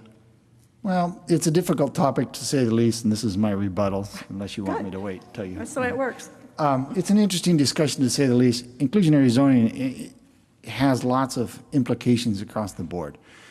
It was not recommended to be moved forward, and yet it's the one area that City Council has stepped forward up and kind of ignoring all of the other areas that have been laid out as possibilities to maintain that. Just was curious as to see where that was going to go and what you thought about it. So I lost my chance to respond. We're done. Pardon me? Do I get a response? I guess I'm out of sequence. My What we apologies. do is we'd ask the audience to send forward a question on inclusionary zoning, and we can talk more about it. Okay. Okay. Now, that concludes the exchange of questions, and the League now has a question that we'd like both of you to answer. Seth, let's you answer this first, please. What do you believe is the biggest challenge facing Bellingham, and how will you approach this? How will I approach it? Well, I think there are so many challenges. The biggest challenge, I guess I'm not prepared to say what the number one biggest challenge is at the moment. I can tell you that a challenge for me, an interest for me, probably my number one passion is how we grow. We've been discovered. We're no longer, as someone said earlier, the sleepy little rainy mill town in the Northwest. People want to live here. One of the things I wanted to do when I was on the county council was try to implement a regional vision for how we grow, and it included holding the line on regular expansion of growth boundaries and learning how to densify. And I co-founded the Bellingham Forum on Growth in 2004, and one of the questions, and what came out of that were recommendations on how to do thoughtful infill. And those recommendations are now found in our comprehensive plan for the preferred method of infill, urban villages and things like that. I think one great challenge is that. How do we actually go about implementing that?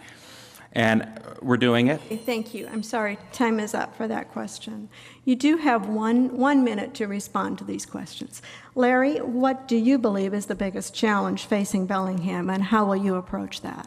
I believe it's economics and what we're going to do for jobs for the future, both within our community and for our children. I have 2 older kids that work. My son works at a job, loves it, but it's not a livable wage job. So he hits Dad up as often as he possibly can. I love him dearly, but I can't afford to do that for him either, nor my daughter. And we love coffee in town. If you want to be a barista, there are thousands of those available, and we have been a university town that has created many university jobs. I think economics is going to be our problem for the future. We need to address that by making it more available for businesses to come into town. We've lost a lot to Ferndale. I accused Gary Jensen of being an opportunist and taking advantage of some of the laws that we have in place. I think we need to revisit some of the city ordinances. Take a look at what we're doing to recruit businesses here to the community that can provide a livable wage for our jobs and for our children and for our families. It's a tough one to bring a job to town, and I think a city council person has a good opportunity to step up and to represent the city and to try to pursue that. Okay, thank you. The next question, Larry, I'll ask you to answer this first. Which committee assignment would you seek, and what special skills would you bring to that committee? Not going near parking. 10 years was enough. But it doesn't take me to the transportation side of things. And one of the things we did at the Parking Commission is when we recruited new members, we recruited Susan Horst, who is the Council of Governments, and she's a bike nut. And my neighbor, Mary, is the walkability queen, next to a few other people I know in the community that love to see how transportation is done. So I think transportation would be one. What would I bring to that? A perspective and a clear mind and a clear voice. One of the things I've never been accused of is being quiet. People have told me words feel good in my mouth. And that, good or bad, that's a part that we can share with the community. It's something that we can work together and talk to people, listen to people. And as a city councilman, I believe the job is to represent each one of you and represent each one of you well. It means going to meetings, being there, participating. And I'm the kind of guy that loves to sit and do the process. So I would bring that to those committees. Seth, would you like me to repeat the question? No, I don't think so. Okay. I don't know. I served 7 years as the chair of the planning committee for Whatcom County. I'm certainly interested and capable of performing that. I think for the city, I think I'd like to do Natural Resources Committee one more year. I'm presently the chair of Natural Resources Lake Whatcom Committee because I'd like to finish this project. That's one reason I want to have one more term, is to finish my effort at coming up with a financing source for Lake Whatcom, something that where there's so clearly a need. Last year I was chair of the Parks Committee, and I enjoyed that. That's a great one because you get to work on all sorts of things, including greenways, which has been in the news lately. So, yeah, I don't have a favorite. The next question, this is from a member of the audience, and Seth, I will ask you to answer first. What do you believe is the most important outcome of the recently launched Downtown Master Plan? What was the last part? Downtown Master Plan? What was the Recently launched Master Plan. most important designed. aspect?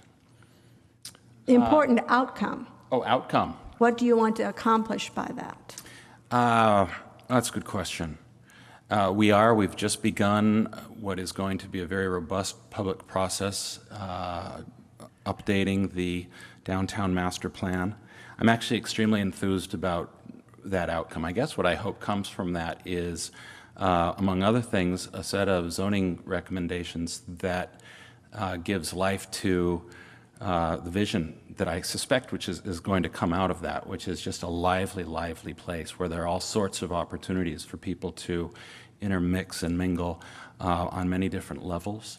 I am certainly hopeful that, among other things, it has a sort of a vegetative component of beautiful, lush trees lining all the streets, bushes, mixed use, taking advantage of the alleys. Western Washington University, a planning class at Western, did something that hopefully is considered in this process that looked at how we could use alleyways, among other things, in downtown Bellingham, as other cities have done. So that's a couple of things. Thank you. Your response to that question, Larry? Well, I agree with everything Seth just said. In 1999, Steve Price and Maury Ingram, Kay is sitting right here, sat down and we created an idea for a downtown organization. And together we put together the Downtown Renaissance Network, which is now the Downtown Partnership. And I got to be the founder because Maury made me do the paperwork. And with that, we created an organization. And over the last 10 years, this organization has grown to encompass memberships, including the businesses as well as the residents. And we've watched the downtown come alive. It's been fun to be a part of that organization in its early stages, and I think I was there through 2006 or 7.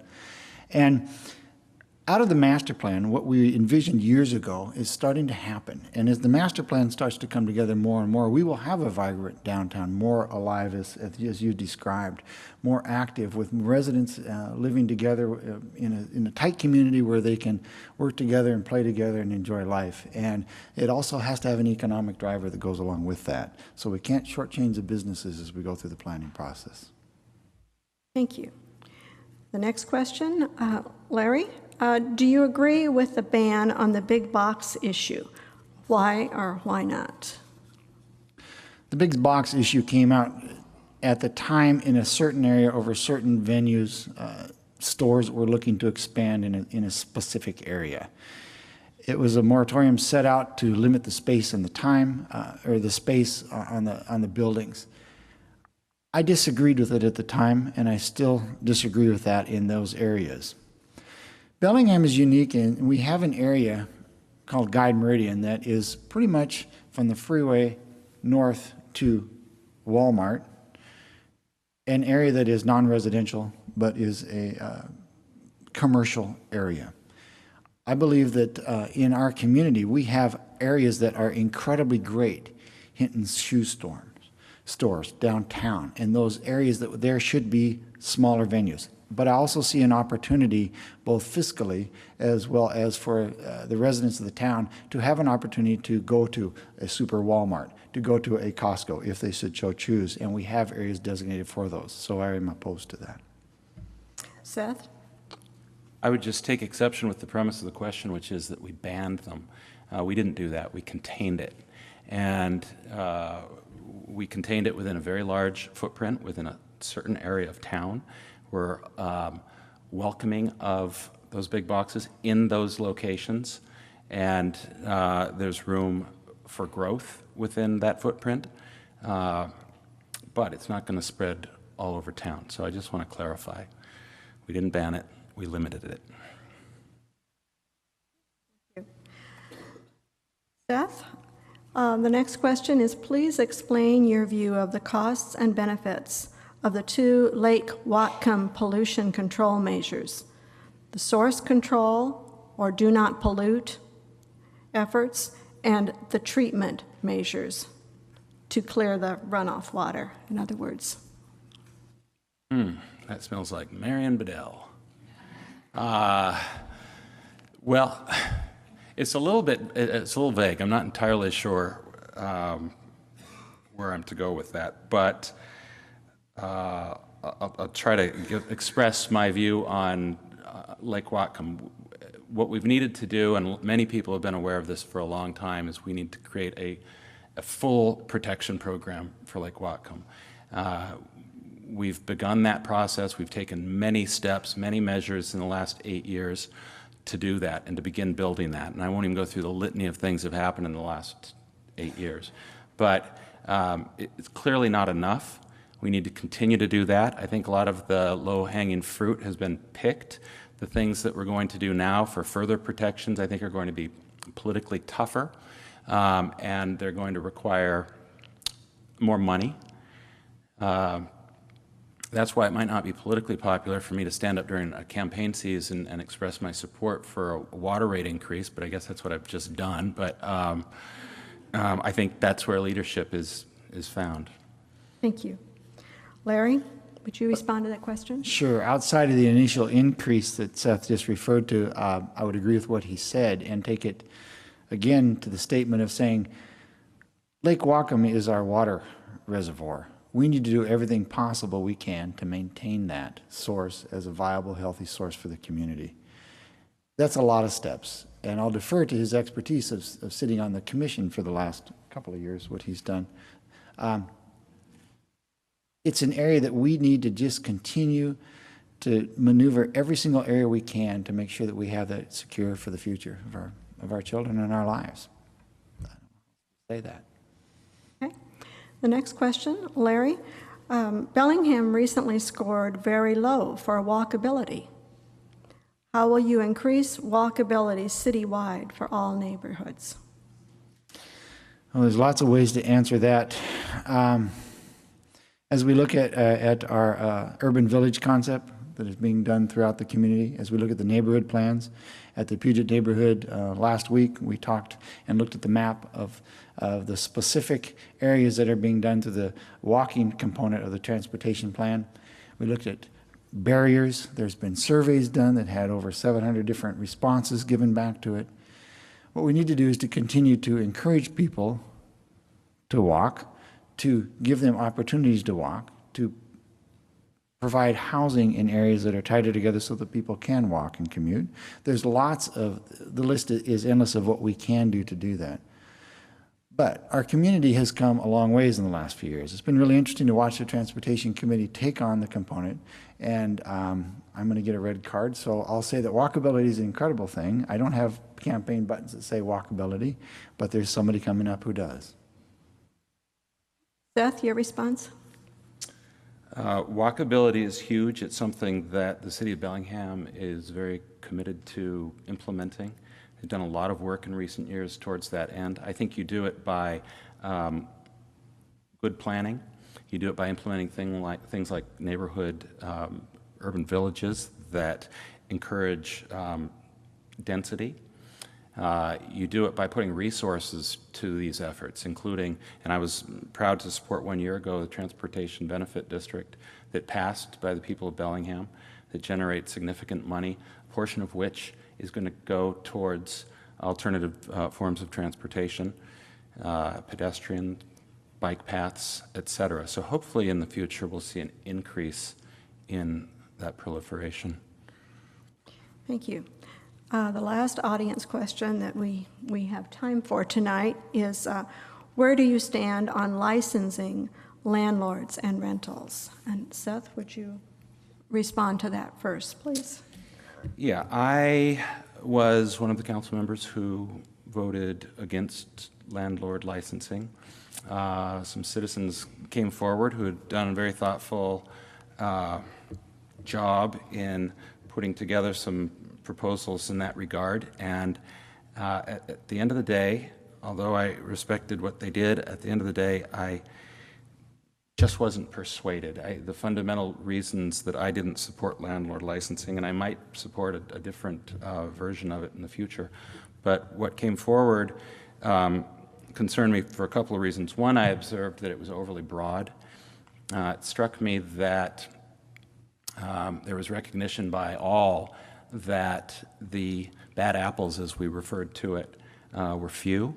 And so I thought that we could come up with a plan that was more narrowly tailored, and that didn't do it. This was going to apply to all landlords, and most landlords do a good job. I also observed that to address many of the concerns, there's a Landlord-Tenant Act, and there's a remedy at law for people that want to avail themselves of it. Thank you. To respond to that question. And again, I would agree with pretty much what Seth just said. The ordinance as it came forward was too broad. It was complaint-driven. It had some issues that I would foresee as some potential problems for enforcement on how you're going to manage the supervision and how you're going to do the monitoring of the process, as well as to do the initial walkthroughs on the apartments. I do believe that there is a place for a specific type of landlord licensing for certain areas of the larger groups that manage multiple units. I think we do have opportunities, though, as citizens, if we have a problem and under the tenant landlord law, to have a course of action if there's a problem with the landlord. Thank you. Candidates, you now have the opportunity to make a 1-minute closing statement. And Larry, we will start with you.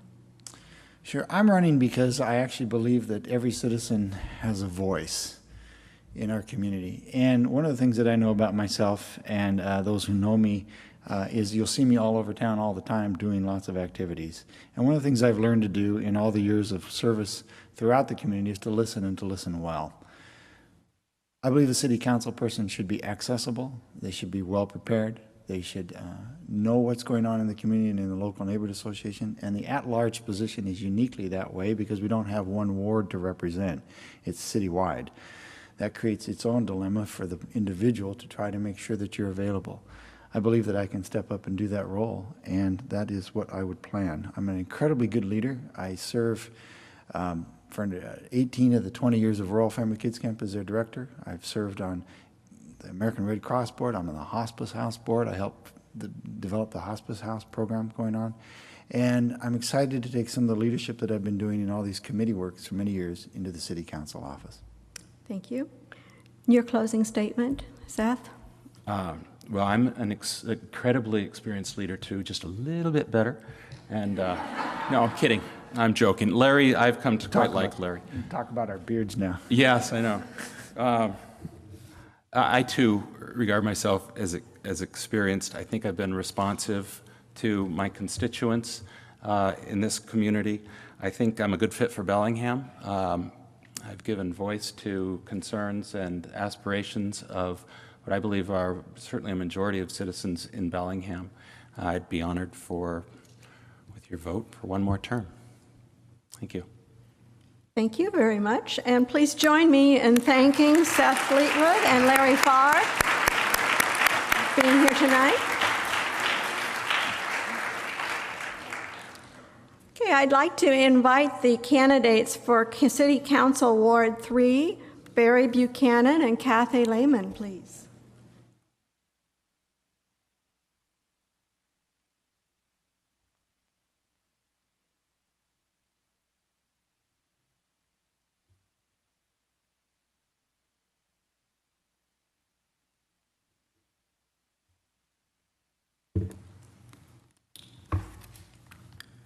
Well, Barry, I believe that you were the lucky winner, the high roller on the dice, and you elected to go first. So we'll start with you. Please give us a 1-minute opening statement. Okay, thank you. Good evening. I am City Council Member Barry Buchanan, and I'd like to thank the League of Women Voters and BTV 10 for making this available to everyone out there in TV land and the public. It's been an honor to serve this term as your Ward 3 City Council representative, and I think my work that I've done with many individuals, businesses, and neighborhood organizations has really allowed me to build the kind of relationships that allow me to be able to be effective. The spirit of working together to solve problems is something for both small and large problems that will make our city really thrive. And I'm seeking re-election because I want to continue that public service and to keep working on the issues that are so important to Bellingham, such as the protection and restoration of Lake Whatcom, the promotion of public health and public safety, and to really work hard on preserving the character of our neighborhoods. So I'm grateful for the opportunity to serve the citizens of Bellingham, and I'm looking for your vote in this fall. Thank you. Kathy, please share your 1-minute opening statement. Hello, I'm Kathy Lehman, running for Ward 3 as well, for Bellingham City Council. I'm really happy to be here and really grateful to all of you for being here tonight. Thank you for having me. Ward 3 is downtown Bellingham and a ring of neighborhoods around it, including Columbia, York, Ledyard, Sunnyland, and a little sliver of Seaholm, and then up Lakeway to Puget and Whatcom Falls. It's a really interesting ward, but anyone citywide can vote for this seat. I just want to make that clear. And I live downtown. I've lived in a couple neighborhoods in Ward 3 over the years, but I live downtown currently. I'm a graduate of Western Washington University. I run a nonprofit, and I've been a sustainability advocate for a long time. I'm running because I have a fresh perspective and new energy on critical issues facing our city, including downtown economic development, livability in our neighborhoods, and cleaner, affordable drinking water from Lake Whatcom. And I would really appreciate your support and your vote this fall. Thank you. You'll now have an opportunity to ask 2 questions of each other. Barry, you will have 30 seconds to ask your opponent a question. Kathy, like you, I really feel that downtown is an integral part, it's a huge, important part of our city that needs a lot of work. And my question for you is, what challenges do you see in trying to make downtown even a more robust place? Kathy, your response? Thank you.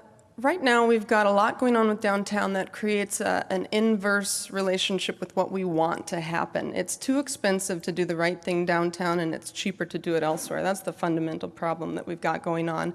And I think that the downtown planning process that you asked about in the previous question period is going to do a lot to address some of those things.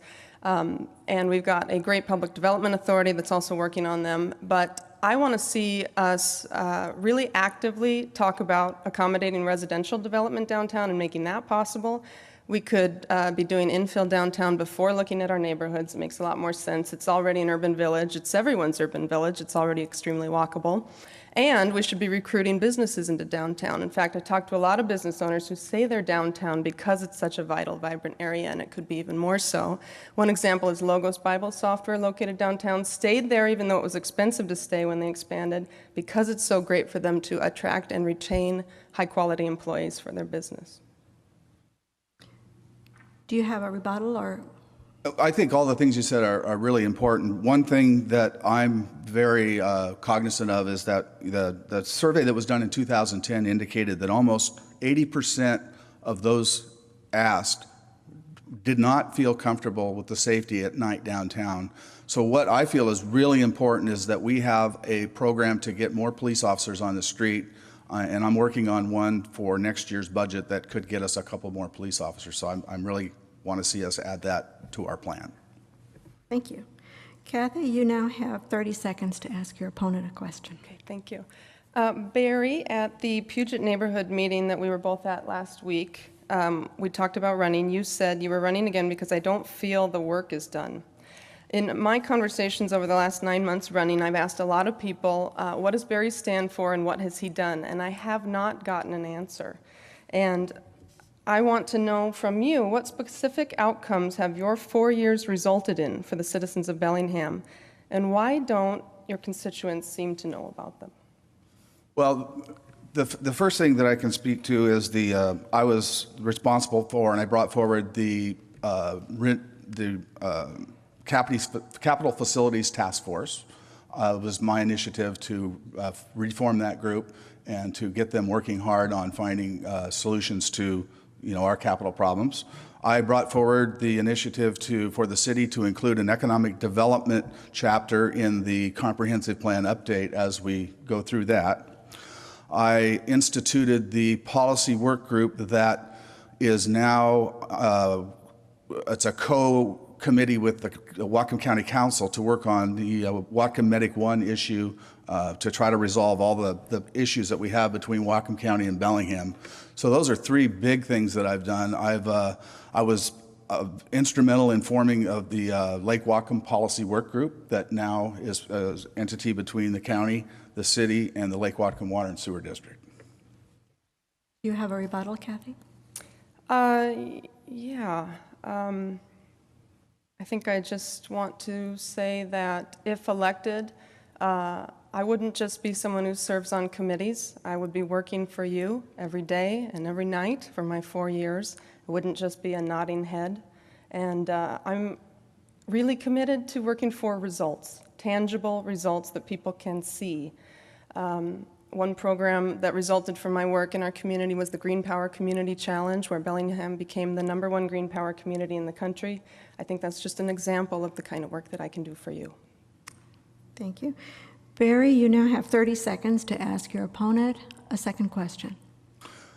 Yeah, Kathy, we know that it's been identified that phosphorus is our biggest problem we have with the lake. What steps would you like to see taken to implement measures to clean up the phosphorus, and how would you suggest paying for it? A big part of fixing the problem in Lake Whatcom is stopping it from increasing. We know from recent research that the problem is still continuing. In fact, we've got an upward trajectory that there's no end in sight, and that's what's so scary to me. So I think a big part of what we need to do is get more aggressive in education of homeowners.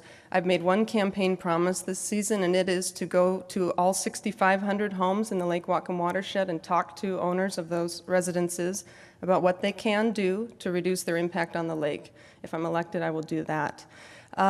Paying for it, we are going to have to make some tough choices, and Seth talked about raising the water tax on our water bill. I believe we're going to have to do that if we're going to make the choices that we need to clean up the water in Lake Whatcom.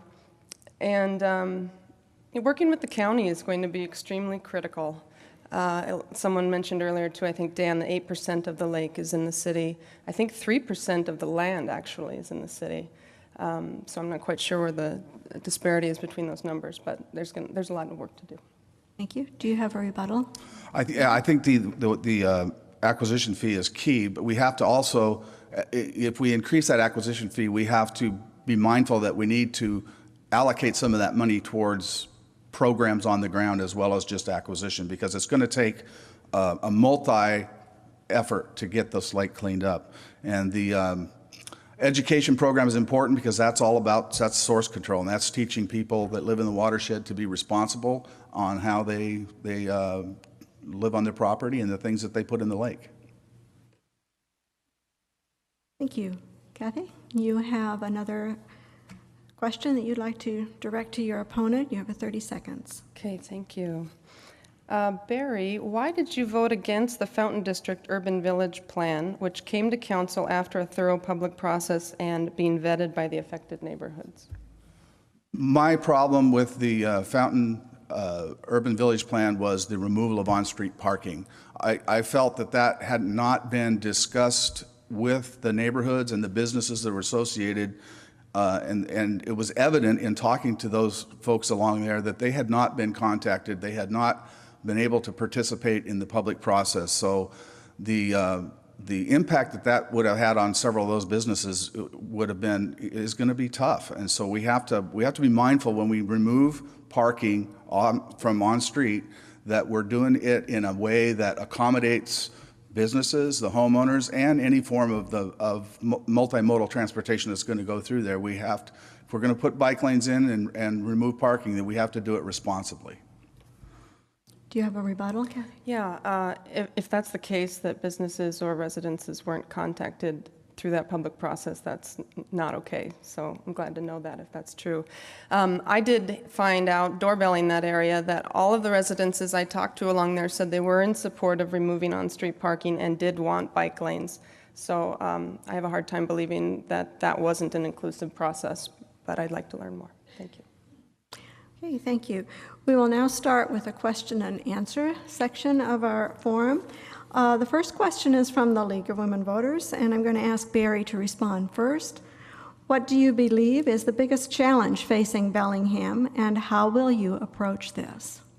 Well, all the issues that Bellingham faces that we've kind of talked already a little bit about, which is economic development in the lake, it all is economic in nature. We have resources that the city needs to be able to do programs for the lake. We have resources the city needs to be able to provide more police on the streets and to have a robust EMS system. So we have to be working on getting more business friendly.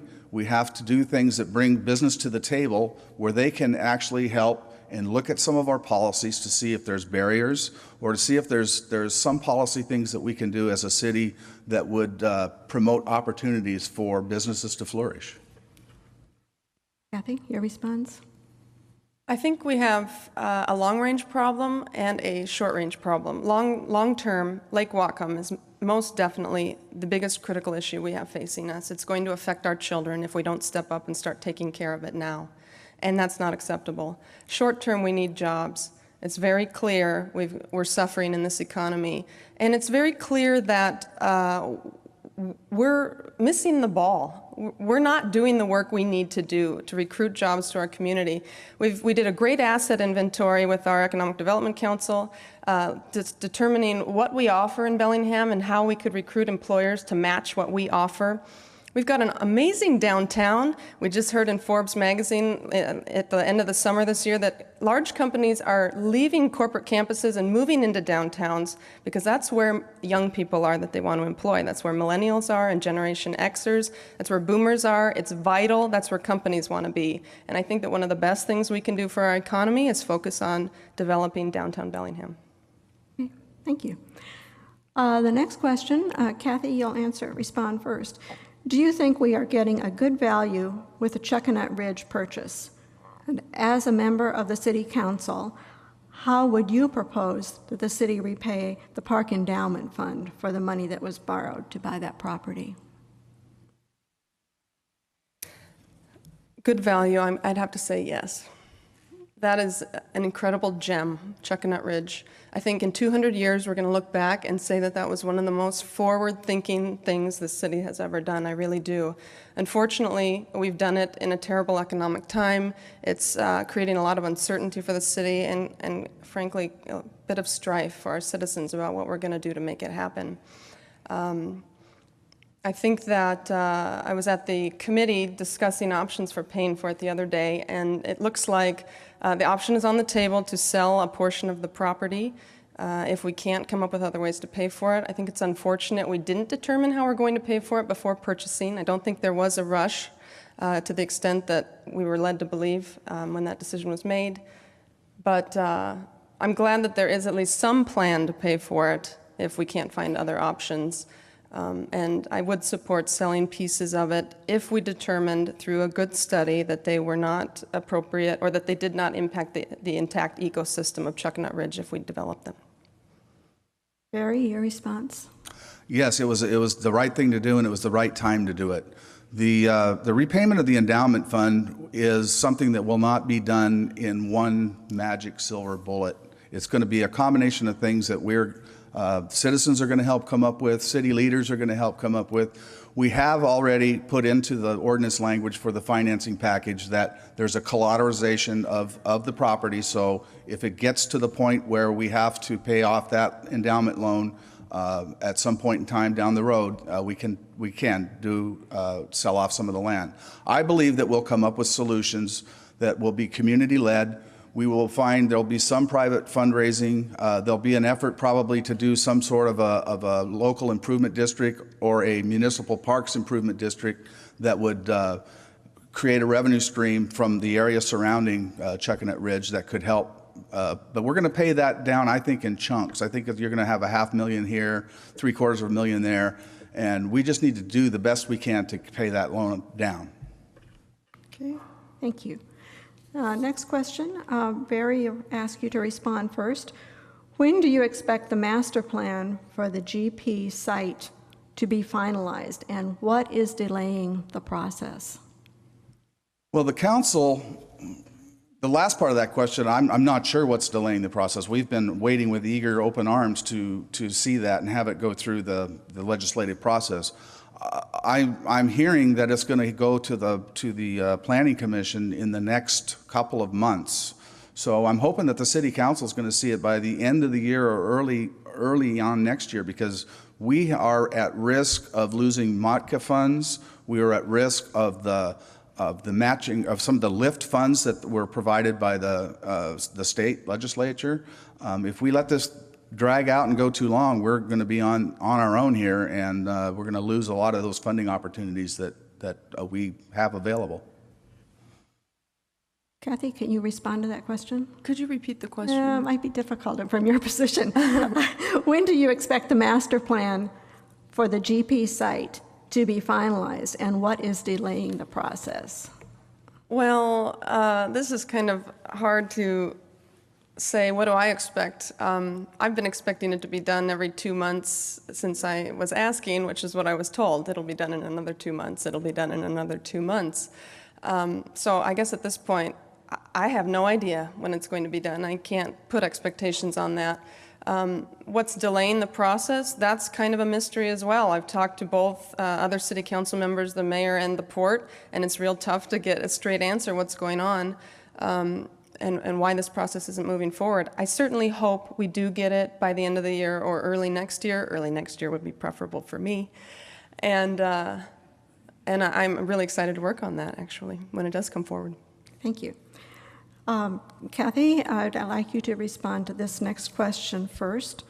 Where do we find funding for these projects that are needed on Lake Whatcom, such as public education, stopping the dirty water before it gets into the lake, in other words, stormwater runoff, and also acquiring land to protect the lake?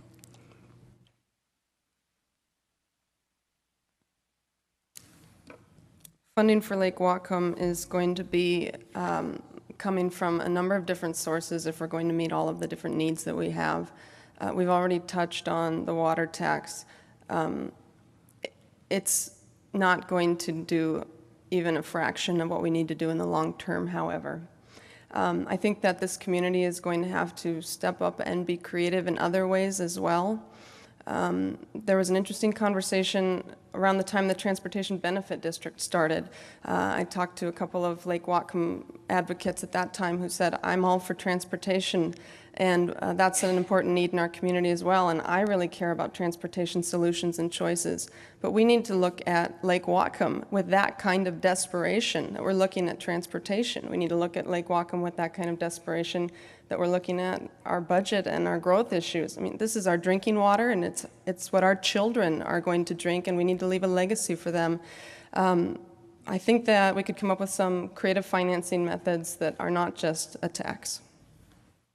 Barry?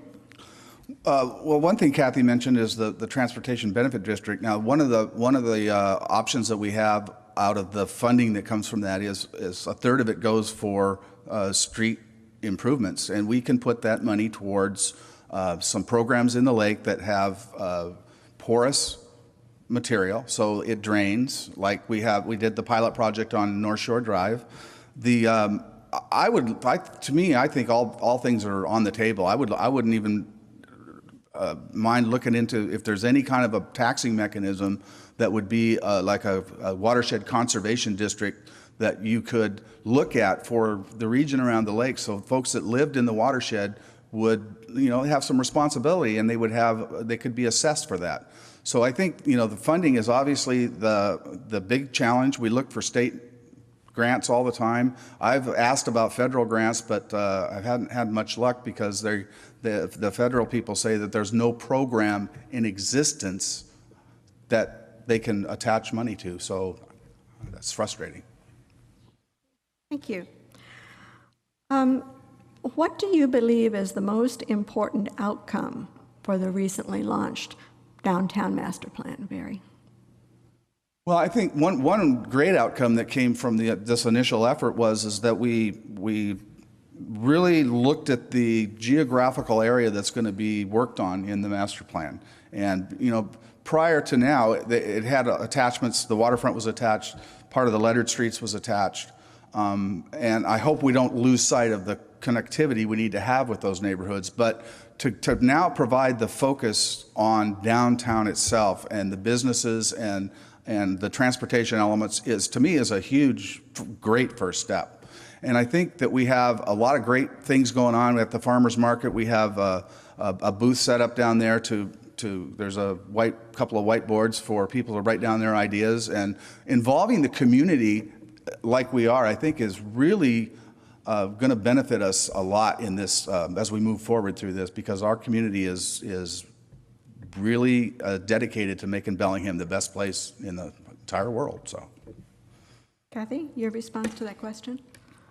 I think the most important outcome that we're going to get from this process is probably going to be an update to our development regulations. They're extremely outdated, and what we've got now, when someone comes in and wants to do a development downtown and they come to the permitting office, there's one staff person that knows all the 12 places in the code that permit has to be compared to when they're downtown, because we have all these overlaying districts, like a parking overlay district and different neighborhood areas that come together. And one thing that we're really focused on doing in this process is coming up with one downtown area that is straightforward and clear, so we can make it unavoidably attractive for the kind of development that we want to occur. And then it's cheaper for developers, and it's faster, it's easier, it's everything that they need to do what we want them to do, and that's what we've got to create. Some of these things could be impact fees, parking, height restrictions, those kinds of things that are quite technical in nature are going to be looked at after this process. Thank you. The next question is regarding the city's comprehensive plan. I understand that the whole process has been postponed slightly, but I believe that you will be adding a chapter on the environmental issues in that comprehensive plan. And the question is, what issues do you think the city should be addressing when drafting the chapter on environmental issues? Kathy, would you take that first? The city's comprehensive plan update has been delayed until 2014 by state law. It probably will be delayed even further because there's not state funding to do this kind of planning. Bellingham is actually quite a progressive community in that we're saying we want to plan anyway because we need to make sure that we're ensuring for the most livability and highest quality of life in our community. I thought that the new chapter that was going to be added was economic development, not environment, but I'll speak to environmental. The questioner is interested in the environmental issues. Yeah, okay, great. Environmental issues that we're going to need to address will definitely would include waterfront cleanup. That's probably one of the single most impacting environmental issues we have in the city limits. Lake Whatcom issues as well. Stormwater is a big one. Bellingham Bay has a lot of issues impacted by stormwater that we're going to need to be addressing as we grow. Transportation has environmental impacts, but there's its own separate section in the comprehensive plan, and that's just a couple of examples. Thank you. Barry, would you respond to the question? Yeah, I think transportation is a huge one. You know, whether we're talking out in the watershed or around the streets of Bellingham, we need to have less cars on the road. We need to rely on public transportation, multimodal transportation to get people around. We need to definitely have more focus in our comprehensive plan on the protection of Lake Whatcom. We need to talk about the protection of Lake Whatcom and the restoration of Lake Whatcom in every single thing we do. Anytime we can put a policy that's going to be good for our drinking water, we're doing the right thing. Bellingham Bay is another one. We have our plans for the Post Point sewer treatment plant expansion are rather expensive. However, they do deal with a lot of things that are going to be required by ecology as far as how we, when we have overflows, how we mix the outfall that goes out to the bay to make sure it's as clean as possible. And also, there's going to be probably regulations come up that have nutrient control in the salt water as well. Okay. The last question we have is a follow-up again on the GP master plan. As a member of the council, what are your ideas for moving that process along more quickly? Barry? Well, obviously, the first thing is let's get it started. Let's get it into the hands of the Planning Commission, and that's where a lot of the real nuts and bolts work on the planning element is going to be done. So let's get that started. Then let's get it to the council, and let's have a good, robust public hearing process that goes through both the Planning Commission process and the City Council process. We need to keep engaged in our citizens. We need to make sure that we're still carrying forward the principles that were laid out by the Waterfront Futures Group when this project first started. So we got to keep our eye on those goals and those principles that we had, and then we need to have a good public process that reaffirms all that and get it through the council and get something started and get the cleanup done. That's so important. Nothing can really be in any certainty at all as far as development goes if we don't know that the site is clean. Thank you. Kathy, Can you response? repeat for me? As a member of the council, what are your ideas to complete the GP master plan? Move that process ahead. I am so excited about getting this plan moving. I have a passion for downtown Bellingham, and economic development in our city starts downtown, but I think where it really starts is at the waterfront. I mean, since the dawn of time, human civilizations have clustered around waterfronts and moved inland from there. We want to be at the water. I think one of the first things we need to do is get some public access at the waterfront. Anything, a small park. Let's get people down there, get their eyes on it, get us feeling like we own it again. And someone just said to me the other day, we live in a waterfront community and I don't even feel like it. I don't even know it. And we need to change that. We need to get us back down on the waterfront. I think that Barry's exactly right. We need to get the process moving through the Planning Commission and to City Council so we can have a robust public process about what people really want to see there before we start doing too much. We need to be working on a relationship with the port so that we can start working forward on one plan together, one grid system for streets, one infrastructural assessment of what we need to put in place. And I can't wait for these things to happen. Thank you. Candidates, you now have an opportunity to make 1-minute closing statement. Kathy, we will start with you. Okay. I'm running for Bellingham City Council because I believe we can have a tremendous future, and I am so excited about it. I think that we have so many assets in our community. We all live here because it's an amazing community. We have Western and the Technical College and the Community College and this historical downtown and Fairhaven and a waterfront and Lake Whatcom and so many amazing amenities recreationally around our city and a vibrant local business scene. And it's incredible. It's absolutely incredible. And we can have more. We can have it all. We can have high-wage jobs. We can have neighborhoods that retain their character. We can have transportation connections. We can have everything that we want. We just have to make the right choices and put the right leaders in place. I think that I am that person. I would like to serve you on City Council. I'm asking for your support and your vote. Barry, your 1-minute closing statement, please. Boy, this is an incredible place. We just had a visitor come stay with us for about a week from a city we lived in when we were in California for several years. And her comment was, wow, I can get in my car, or I can take a bus, or I can borrow your bicycle, or I can walk, and I can be somewhere within 5 to 10 minutes that is cooler than anything I've ever seen in my life, in California or anywhere. So what is it about Bellingham that makes it so special? Obviously, it's those things that we have out in our community to recreate in and to enjoy. But it's also people. It's the people that live here that make us what we are. I've never seen an issue or anything that could not be solved with the community working together. And that's why I love public service, because being on the local level, you get to see your work on the ground. And I have the experience, I have the integrity, and I have the commitment to keep serving you on the Bellingham City Council. And again, I ask for your vote. Thank you. Thank you. Please join me in thanking Barry Buchanan and Kathy Lehman for being here tonight.